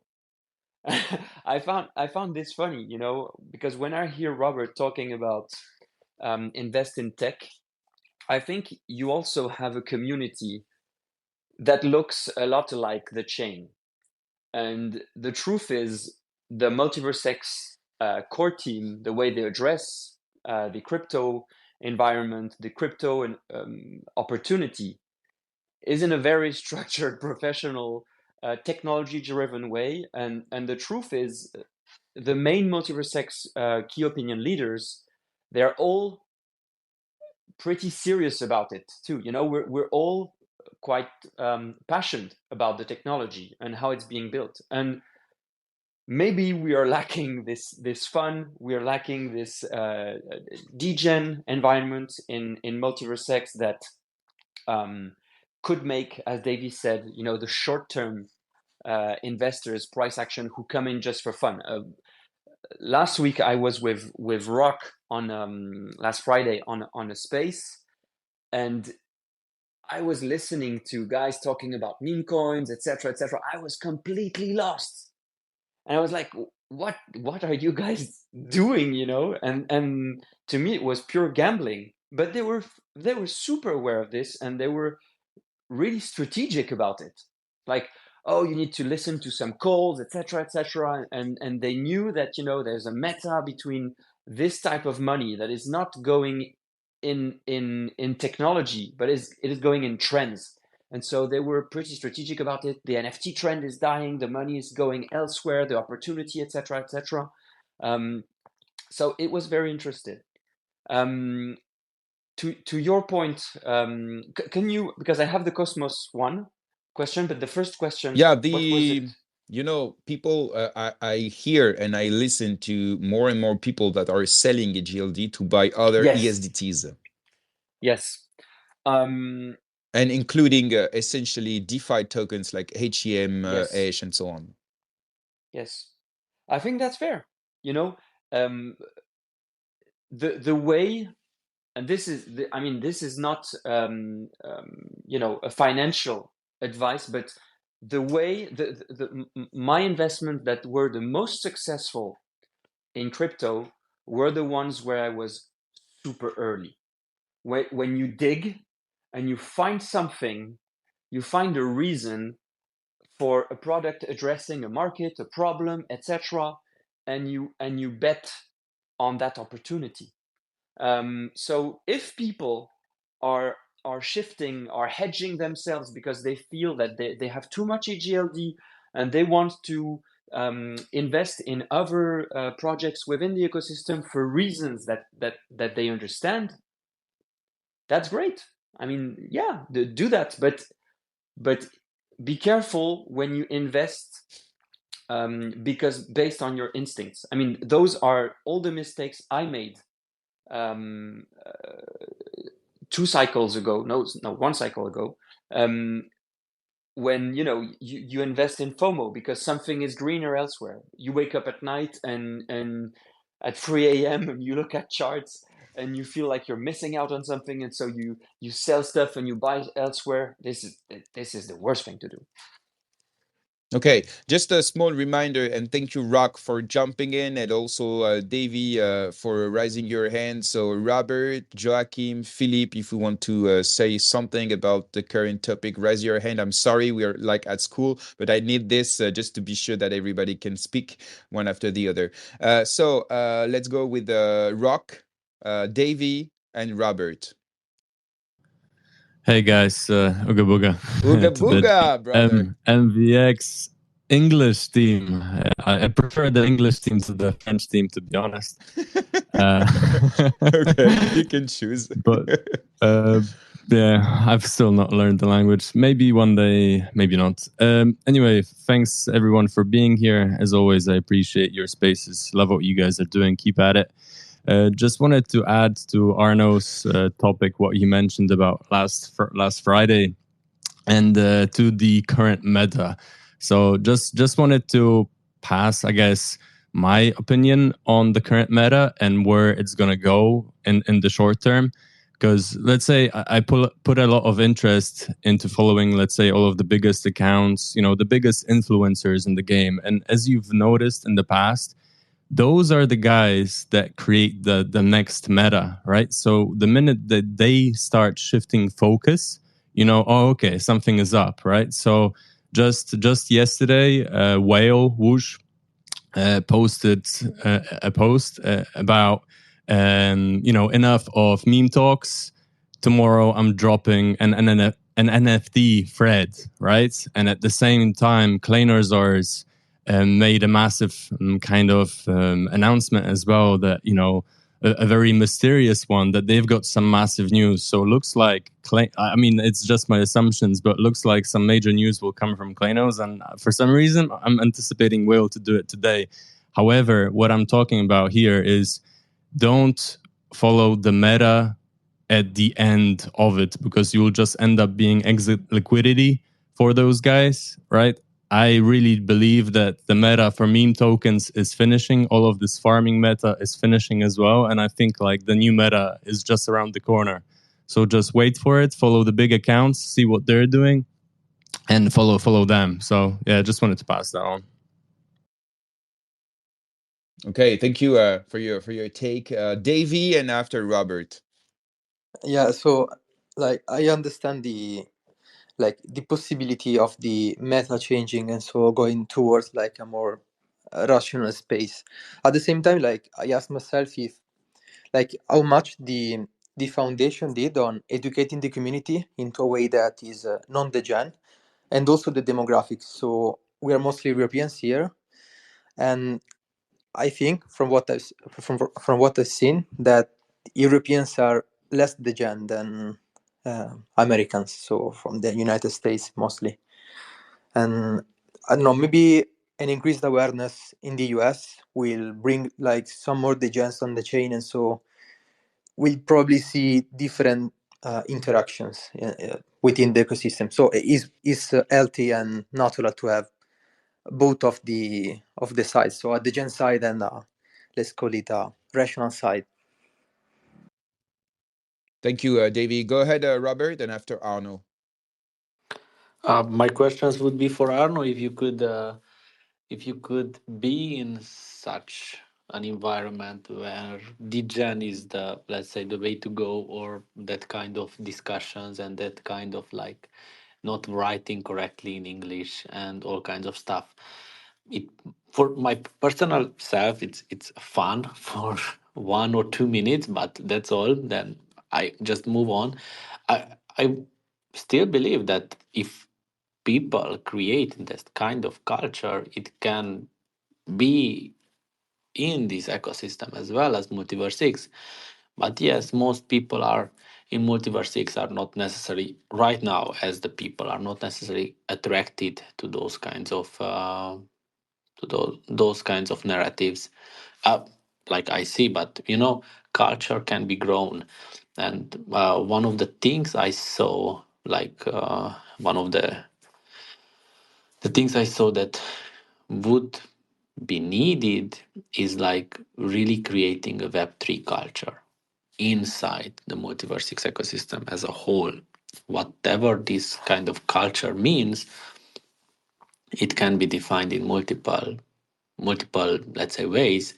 But one of the importance for my perspective of Web3 is like this kind of community working together, adding value together, not only technical value, but like discussions, like getting out to a party, like discussing about art and all sorts of things in like a really new open format. uh, I still believe that this has to be somehow grown inside the ecosystem, and whether somebody grows this kind of craze for meme coins and all those experiments, again, it should come like somehow you have to create the passion for that for a set of people, and those who are really focused on technology, they will not really go into that because they will see, okay, this is a meme, sorry, I don't care because I'm a technology marxist. That's how things are or people are, but there might be others who catch the beauty of it. Yeah, to be honest with you, Robert, I'm not as a technology, hardcore than you, obviously, but I mean, I'm a guy passionate by tech. This is where I spent most of my professional life, and I joined Web3 because I'm a freedom maximalist. I want to hold my money. I want to do, I want to have freedom guaranteed by technology. This is what I see when this is why I came to Web3. Now, I pretty much believe that what you depicted as a Web3 culture is what I am currently experiencing. Um, I made some friends within the ecosystem. Some are builders, some are not, some are content creators. We're building our own culture. We are rallying people around us, and I pretty much believe that this is the strongest bond that can be built through Web3. And I'm not an advocate of the degen casino money Web3, so I don't engage with that type of thing. But I believe that NFTs can build meaningful communities, and I believe that we have people who know how to do this in the MultiversX ecosystem. Maybe since the ecosystem is smaller, maybe we have less, but nonetheless we have some. I want to cast some light, of course, on my good friend Alex Rock, who's in there, who's doing with Bugas an awesome job. He's been working on building a community in an organic and meaningful way, and I'm sure it's going to foster into something that is good for the MultiversX ecosystem. Of course, I want to make a big shout out to GRM, who's been organically, rallying us all around the GM MvX movement. And now we have a private club. We have 60 people in 2 weeks and a half, and it's growing. And all those people they're gathered by the passion for Web3, whether, as you said, it's art, it's tech, it's investment, or whatever. So if it's done in a meaningful way, I'm sure it can be super powerful.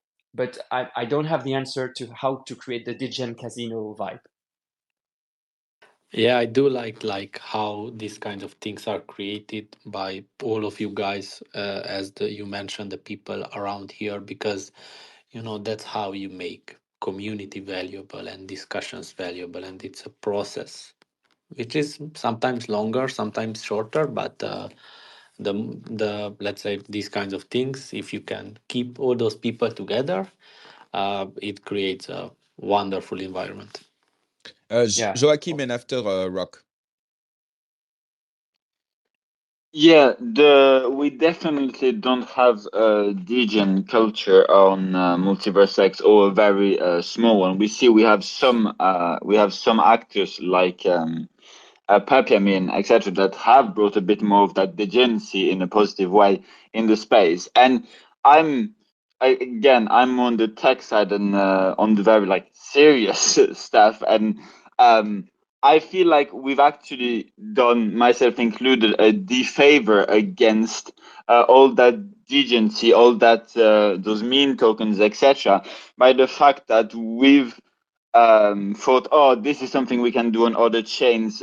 For example, BSC has always had this reputation of being the meme coin chain, and I think that has brought that builders haven't built tools that allow for the trading, the interaction with meme coins, etc. For example, on BSC, we had a lot of tokens that had taxes. When you would sell the token, there's a person that would be taken and burned or redistributed to the ones holding, etc. Those kind of things, on a technical point of view, are actually pretty easy to do on MultiversX, but no one has taken the time of doing it. And I'm not saying we should, but I think that is one of the reasons to why we don't have that much tokens, mem tokens on MvX. It's just that if there's no builders who want to build the tools for it, then there's no one who's going to launch those tokens, because the versions that we're going to launch are very basic. They don't have any added value. And it kind of snowballed into where we are today, where we're kind of looking at Solana, who has a lot of volume, through that, and a lot of, as we say, degency, people sending millions to a pre-sale wallet that is not even a smart contract, and messing up liquidity pools and etc. But honestly, I wish we were making those million mistakes on MultiversX, because it would mean we would have higher TVL and bringing a lot of money and liquidity to the system. And in addition to that, and that's where I feel like it becomes a vicious circle, is Please if make there was shorter. more. Please. Yes, We have many if people that wants to speak, and we if did not if start there's the more two if there's next more topic. liquidity, and more volume, and then there's more builders that come, and therefore there is more to do, and therefore again, it it becomes a positive feedback loop instead of like staying stuck in the way we are. Thank you. Okay, so we have many hands, and I really would like us to pass to the other topic about the products, about the when, and about the innovative and the competitive positioning of the products in a few minutes. So last take for this part, Robert, Rock, and Lucid. And please make it short, please. I Thank you just very much. wanted to add that when the, let's say, fair launch or stuff started in October, we created a contract with the transfer function and also created the Agora post. So we did one of the stuffs, but after that you need the others to create more and more. Okay, Rock, and after Lucid. Yeah, just gonna go really quickly here. Just wanted to say that the most important thing that I see is don't follow the metas, right? Try to make our own meta, try to create our own meta, right? That's one of the biggest issues that people make, that projects make. They try to chase all the time. And we've done a great job at MultiversX for laying down the foundations and thinking about the future. And I really strongly believe we need to focus on that and not lose sight of our goals as a community, as MultiversX, right? That's strongly. And, you know, the meme tokens and all of that, that doesn't happen overnight. It's all comes down from the Solana foundations, and they planted everything, right? All of the influencers there, they're getting paid by Solana. They're getting basically trained. They're working for Solana, and they're doing that job. So just be aware of it. It's all planted. It's all fake, and people just jumping on it, because they can make money. People sending money Solana to random wallets. A guy just on Slurf burned a $10 million liquidity pool, and the price coin, skyrocket after. But yeah, back to you, JRM. Thank you. Back to Lucid now for the last take of this part. Hello, guys. Hello, Lucid. Hope you're doing Welcome. well. Yes, thanks. Just quickly. So for my view about the meme culture and related to this, I think the meme in an ecosystem come at the end. It comes when all the liquidity is already there in all the projects, and the meme is just the tip of the iceberg. And I think people think that the meme is the thing that will bring users, but I don't believe in it. You will have meme or degen culture when you have a system, when you have millions of tokens, you have many liquidity. Then you will have this kind of generate behavior. But for now, we don't have it yet in MultiversX, but I'm sure we will.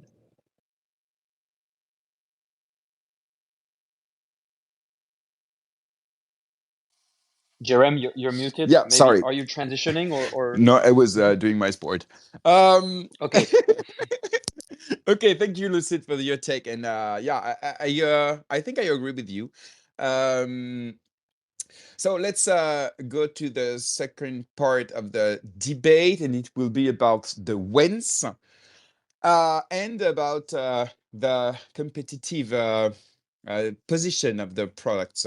So first of all, what about all the wins? People are asking about Xword, Xfabric, IBANs, X Exchange V4, and all this stuff that has been announced months ago and that are not live. So do you think the core team should only announce things when they're sure it will be released on time, or maybe by announcing that many projects,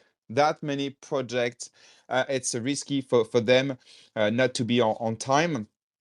And the second point will be about the quality of the project and of the products.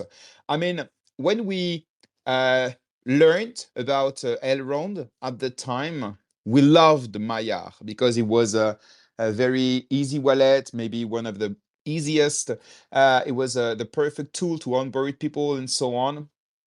Does Xportal still is the best wallet at the moment? And same for X Exchange when lots of dexes are more complete.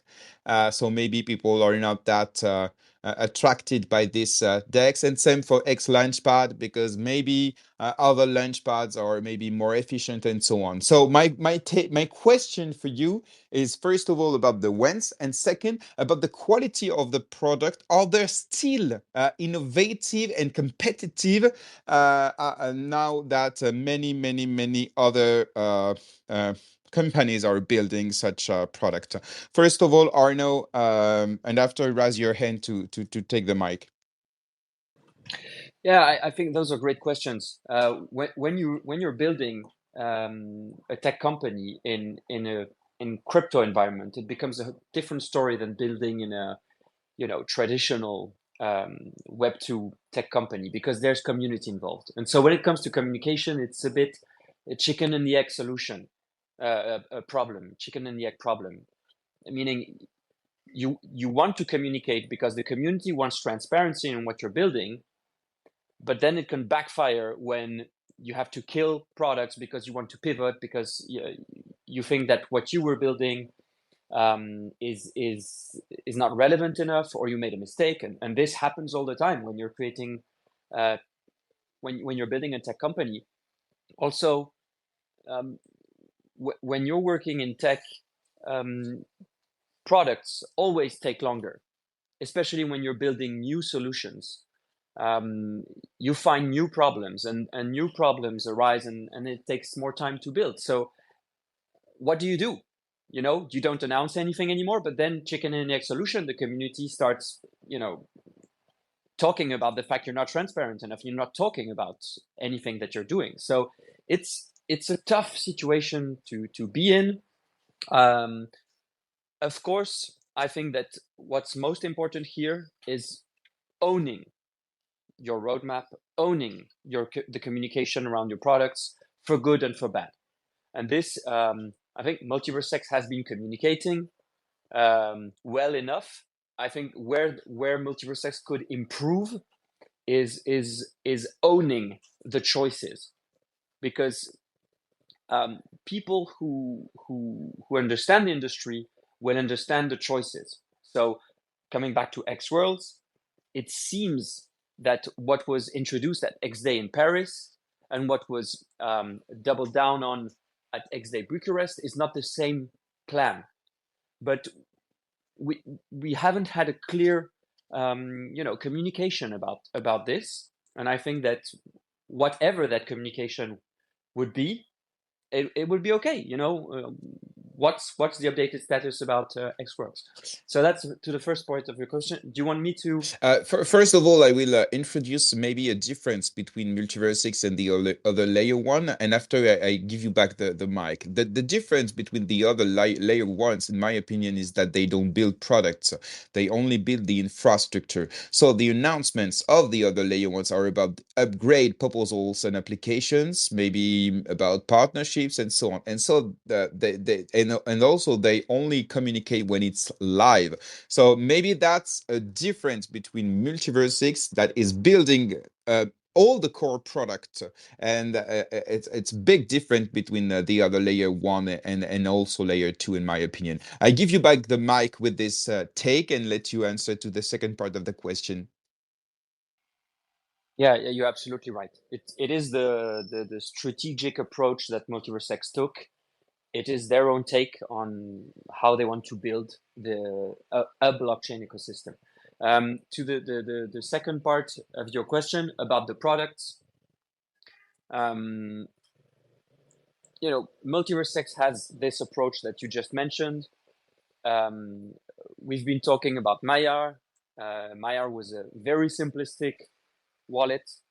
And today, Xportal is a more rounded up product with more features, more verticals inside it. You can have your card, you can pay, you can hold your NFTs, etc., etc. So of course, added complexity means the UX and the UI is more difficult. Still, when you listen to people who use and test a lot of wallets, they often put Xportal in the top wallets. Regarding the rest, X Exchange, X Fabric, You know, Xfabric is an ongoing product. Let's see where it goes. X Exchange was the first DeFi pillar protocol on MultiversX. Now you have a broader DeFi ecosystem, and we see that the MultiversX team has a bit, you know, changed its approach, and I personally like that, the fact that they're going down. Okay, let's try something new. Let's try to have the most simple DeFi interface to onboard. They're not trying to challenge Ashwap. They're even integrating what's being done by other good projects. They're working with Hicham so that X Exchange can be integrated inside Hicham for the Booster V2.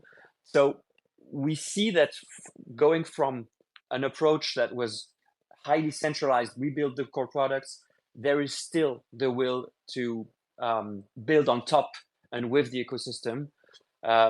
Okay. For all the other products, you know, I don't know. Okay, Robert, and after Davey.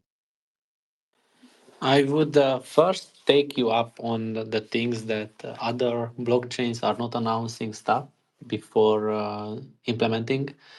Ethereum has announced Ethereum 2.0 in 2015, I think, or 16. So it took them 6 years after that, and then they implemented, let's say, 5% of it.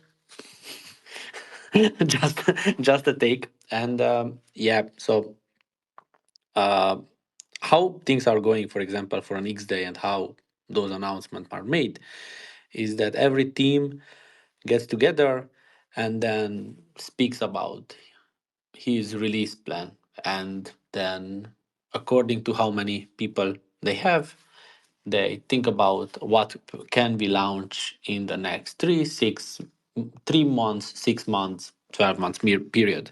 And then this information is gathered, and the, let's say, the announcements are made. And it's like even in other software companies, you have these kinds of things when you don't release in time. There were famous startups which got $6-7 billion of investments and haven't launched anything. Like Magic Leap was, I think, one of the latest ones about that.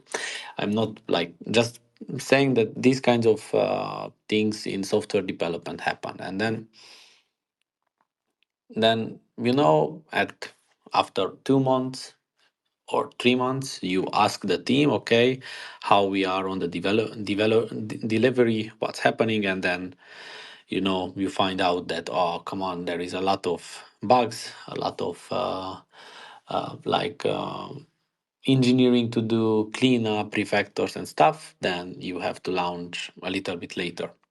I think that we will switch into having like each of the products to have their own kind of communication, and then you will see more clearly what protocol is doing. And you know, the protocol was always building the protocol, so it's not like the thing is like, sometimes when you say that MultiversX is building so many things, but when we think about like speed and execution at the protocol level, we are still moving as fast as others, or a little bit faster. Then you have all the other products on top of the protocol. So yeah, we will still build. We put a lot of effort into doing it. We are constantly revisiting our timelines and what did I miss, what did we miss, and why did we miss, and we make synchronization efforts to how to accelerate those things which we missed. So this is like the development process and what's in our head. Thank you, Robert, for this and the example of Ethereum. And it's a good example because Ethereum 2 makes discontentment on the community. And especially for these things, announcements that are not made, change of orientation with the layer 2 centric strategy, and so on. So what I meant was about maybe Solana and Polygon, and they're not making like a big and several announcements a month. They're just announcing things when it's done, about the approval, about the proposals, and about the upgrade. But you're totally right about Ethereum. They made the announcement that is not live several years after. Davey, go ahead. So like I was saying the same thing that Robert just said, like, but I can do like directly also. For example, you mentioned Solana, but Solana like announced Dancer like more than a year ago, and is now, I don't know, probably is in testnet, and we'll have it live in, I think, I suppose, I hope for them like in 6 months. We have a lot of other chains that like promise a lot of things, like for example Idira or Algorand pretends to be decentralized despite being permissioned. We have, I don't know, ECP pretending also to be decentralized when basically all their storage layer is permissioned. And what I see from the MultiversX side is that they have lots of like complaints from the community, not on the protocol side, but on the product side. And when we think about other chains, they basically don't have those products, so they only need to focus on the protocol, on the infrastructure, and they don't have to focus on all other things. So, for example, Solana doesn't have a public RPC layer, doesn't have a bridge, so proprietary for Solana. They don't have a wallet, and so community can't complain to Solana Foundation for those, and maybe only to the specific products done by the community. Thank you, Davey. Go ahead, Lucid. Yeah, I think regarding your point, Jerem, I also first of all, quick, just 5 minutes, guys. I want to give a shout out to Robert. He was, I don't know if you're in holiday or something, man, but that's crazy. He was in all the spaces. The other from Delhi, I don't know how this guy is doing. He doing 10 or 15 tweets at the same time. So man, I in other ecosystem, we don't have like the chance and opportunity to have someone from the foundation to come and answer. Definitely So agree with you. really, I wanted to say that. Yeah. So for your question, I think you're absolutely right. I think for me, it's not a real problem to have delays if it's justified and communicate well. So for example, I give the example of Holochain. They are 4 years late. They announced that the project will go live, and they say, okay, guys, you know what? We need to rewrite everything in Rust because it's not going to be scalable. But I think what is important is to tell to the audience and to the users the reason of the delay, and then we would be okay. As you mentioned, many protocols have a lot of delays, so I think it's okay. The second point for Exportal, it's to be honest, few weeks ago it was really not the best. Like a lot of like the network was really slow, even for connecting, etc. Now they made a lot of improvements, so I think it's on the top, but lack of interoperability with the other protocol is the main issue. As soon as we solve that, we are clearly the best. Yeah, that's it. Thank you. Maybe Robert, you want to answer Lucid? Thank you, thank you. I'm actually right now I'm writing code, making debug, and I joined the space because I wanted to feel the vibe. I'm not in vacation, and still my Twitter. I stay 30 minutes on Twitter per day. Not right now because it's like this, but I am writing like unit test. The code is done, so I can just focus on two things. Thank you, Robert. Okay, Joachim, and after Davey. Yeah, for the announcement parts, as Robert said, we're not going to get into it again. That some other layer ones have had remarkable delays compared to what they've announced. But I honestly, for me, at least for me, it was the first to have over 20 days countdown by the CEO of blockchain layer one announcing something. And to be honest, I'm still perplexed on what if there was something else that was planned to be announced at the end of that countdown, because I still can't believe that there would be a 20 days countdown for a blog post and a new website. Maybe I'm wrong. Maybe everyone was really proud of that website, and it is a very nice website. But I think quite a lot of people were expecting more. Maybe it was the sovereign shard that got delayed. I mean, it's only speculations, but yeah, there has been the use of announcements and countdowns as a marketing tool, while if we take the Ethereum Foundation, it has more been used as this is a tentative roadmap that they've used in their documentation, and obviously has been commented, etc. But it hasn't been Vitalik Buterin doing a daily countdown to the launch of Ethereum 2.0. Okay.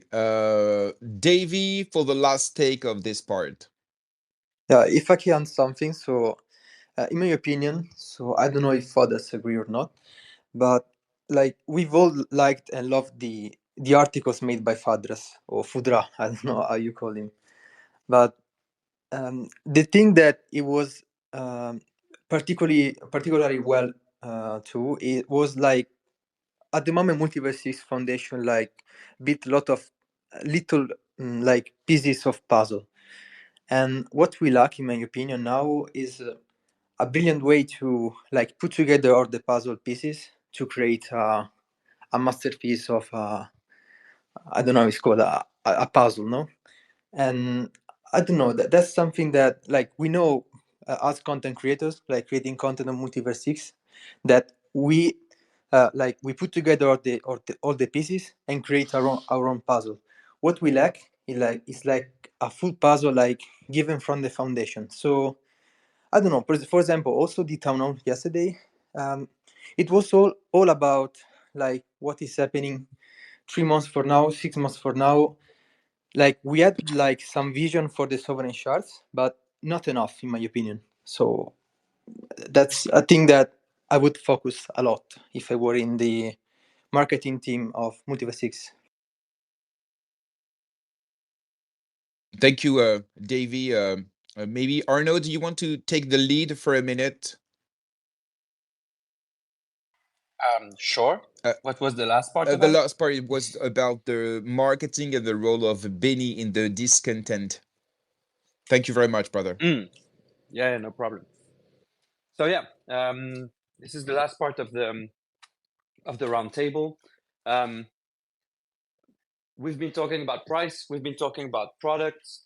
How does the marketing strategy? How does and especially Benny's role as a CEO and his communication impacted the GLD and the MultiversX community at large?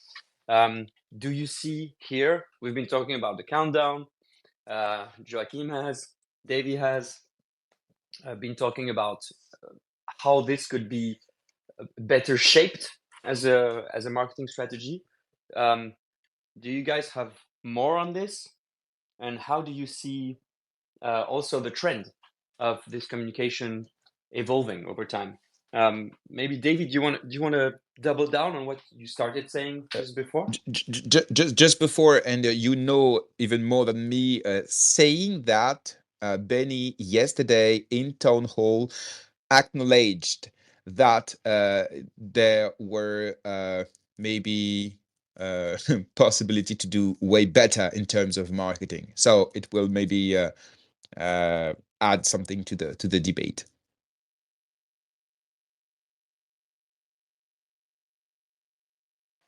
Anybody? Yeah, what I can say is that, for example, I would like more team members to be active on X. Like we see a lot of Robert posts, and we know that the contribution is if done to MultiversX is like enormous, and but the target of Robert like is clear are builders. So Robert is a builder. He's not a marketer. He's not a salesman.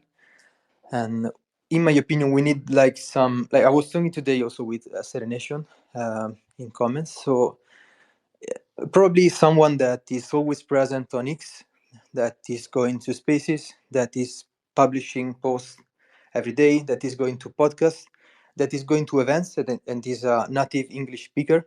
Because we know the vision of Beniamin is great, like we all like that, but we see like the limitation because of the language. So we can see that Beniamin is not a native English speaker, and I wouldn't even be able to be as good as someone that is an English mother tongue. So you're talking about having relays, similar to Robert, who is in a way a technical relay to MultiversX vision. You would like to have more relays in different verticals so that they could embody MultiversX around the community. Is that correct?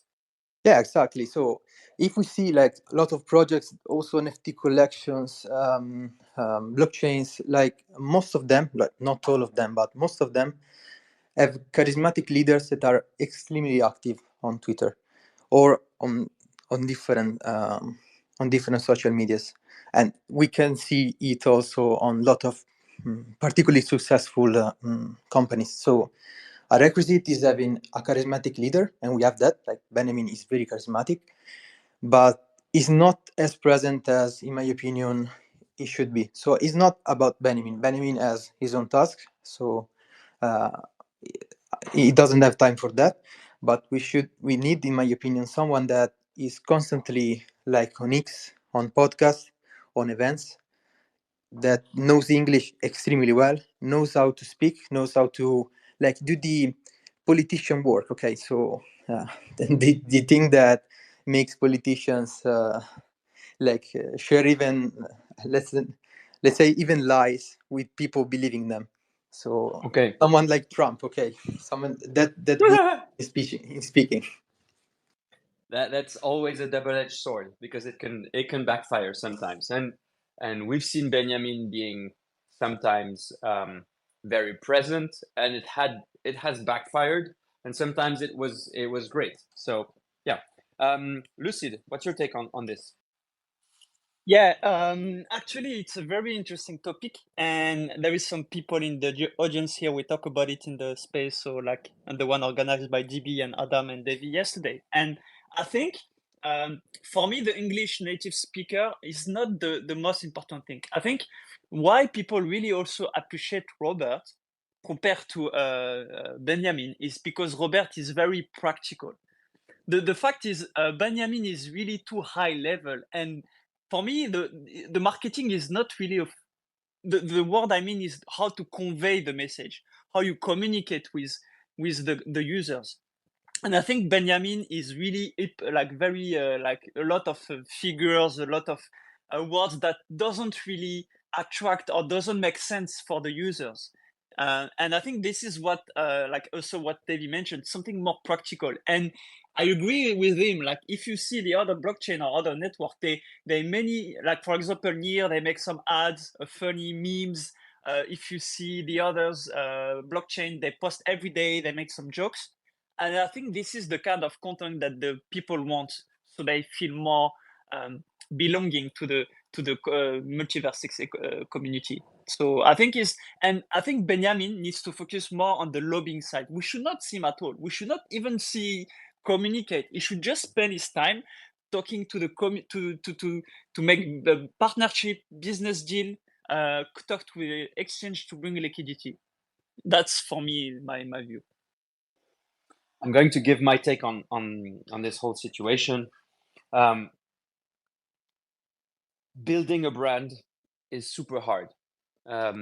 Building a brand in Web3 is most likely even harder because people want to have incarnations of the company on social media, but forcing it is never a good solution. You know, I don't think anybody from inside MultiversX, Robert, feel free to correct me if I'm wrong, but asked Robert to come and become a more public figure on X. Most likely he just did it himself because I don't know why, but you know, an inner calling, whatever, want to connect with the community, etc., etc., etc. So while it's important to have people, you can't force it. You can't. I mean, the best marketing is a marketing that lies on your strengths. And Beniamin is doing some Beniamin stuff. If you want him to become someone else, it will sound fake. And even if he's good, it will sound fake. And so he won't be good at doing that, and it will backfire. So I agree that we should have, and if MultiversX within its talent pool has people who can become more vocal and take and become community and company relays, that's a good thing. But if there aren't any more than Robert and Beniamin, then that's what we have today. Okay. Thank you, Arno. We will close this space in 5 minutes maximum. We have Adam and Adrian's that asked for the mic, so I will let you have your take, but please do short. Adam, and after Adrian's. Yeah, GM, everybody. Hello, Adam.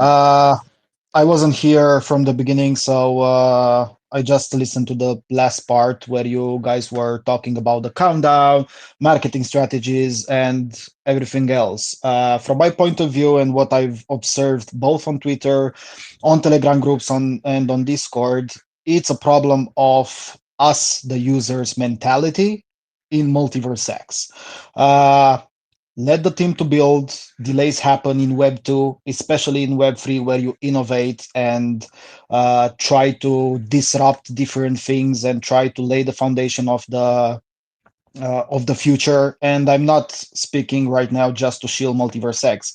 We all know that these guys are working on having the best chain out there, from transactions fees to security and everything else. It's a problem of community. We like to bash each other between ourselves on all the small details. Take example, for me, it was crazy what I saw on Solana because we all like to compare MultiversX with Solana, or at least for some point of views. Take example the slurf. I think everybody knows what happened there, right? And how the Solana community reacted to what happened over there, right? They got over it. Everybody came together. Let's fucking go. Let's do it. It doesn't matter. Mistakes happen. Let's bring up everybody together. It's a thing of mentality. Let the team do their own thing, and we as a community can contribute in a different way on other. But especially, it would be an extra pressure if the most vocal people here in the community, and even the small ones, because small accounts typing the same thing all over again, it adds up, right? Let the team build and let us contribute in any way that we can, coming from the metallic point of view. And just to end this, to give some time to Adrian as well, the only Thank you. feedback that I can give is they should launch that ambassador program in a way or another, and in this way they will have people doing what Robert is doing right now, or what the team was supposed to do. Thank you, Adam. Thank you very much for your take. Adrian's, and after we close the space.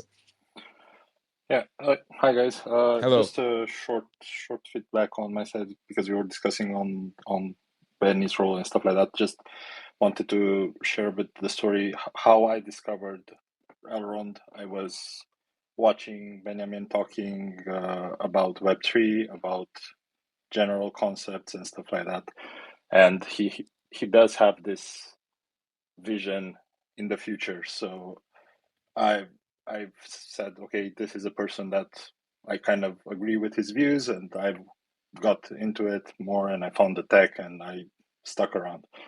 And I don't know why lately he kind of stopped doing that vision podcasts or discussions about Web3 and focusing a bit more on MultiversX products. So it would be nice to have now and then some of those discussions also, because Web3 is new. People are trying to discover it, and they don't comprehend the whole picture. So we need leaders to kind of discuss about these things. So that's my take. Thank you That's a very good take. Sorry, go. Yeah. No, go ahead. Yeah, Arno. I think it's a very good take because it Beniamin is good at this, and you should double down on communication, especially on what you're good at. And other people will do the other things that need to be done, but Beniamin, as a CEO, has a role to show the vision for the company, show the vision to the broader ecosystem, and he's good at it. And I absolutely agree with Adrian. He's been doing it less and less, most likely to Lucid's point. And I think I would assume that Beniamin is involved in some things that we don't see. So maybe that's taking more time, but this is what he's good at. And of course, last time he did something like this was with the Truth Machine. Everybody loved it. It was super powerful, but it was a year ago. Thank you very much to everybody. It was a very, very interesting debate and discussion. I hope it was balanced enough. Well, it's my goal when I organize such discussion, so everybody can make their own opinion. Thank you, Robert, for jumping. As always, you know you're home here. Thank you, Rock. Thank you, Adam. Thank you, Lucid and Davey and Adrian's for coming. And Arno and Joachim, like always, thanks for hosting this with me every Wednesday in English. See you next week for another MvX in English with Archie, the new CEO of Coco and 23 Labs. Last but not least, you will be able to listen to the replay on the different podcast platforms, but also on YouTube and also on the Seaborg, a Web3 platform for podcasts backed by Swissborg. And thanks a lot. Take care of yourself. Enjoy your day. And see you soon on GMMVX. Bye-bye.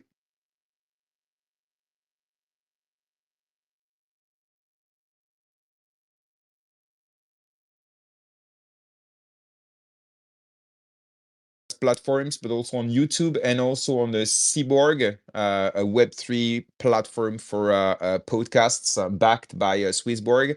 And thanks a lot. Take care of yourself. Enjoy your day. And see you soon on GMMVX. Bye-bye.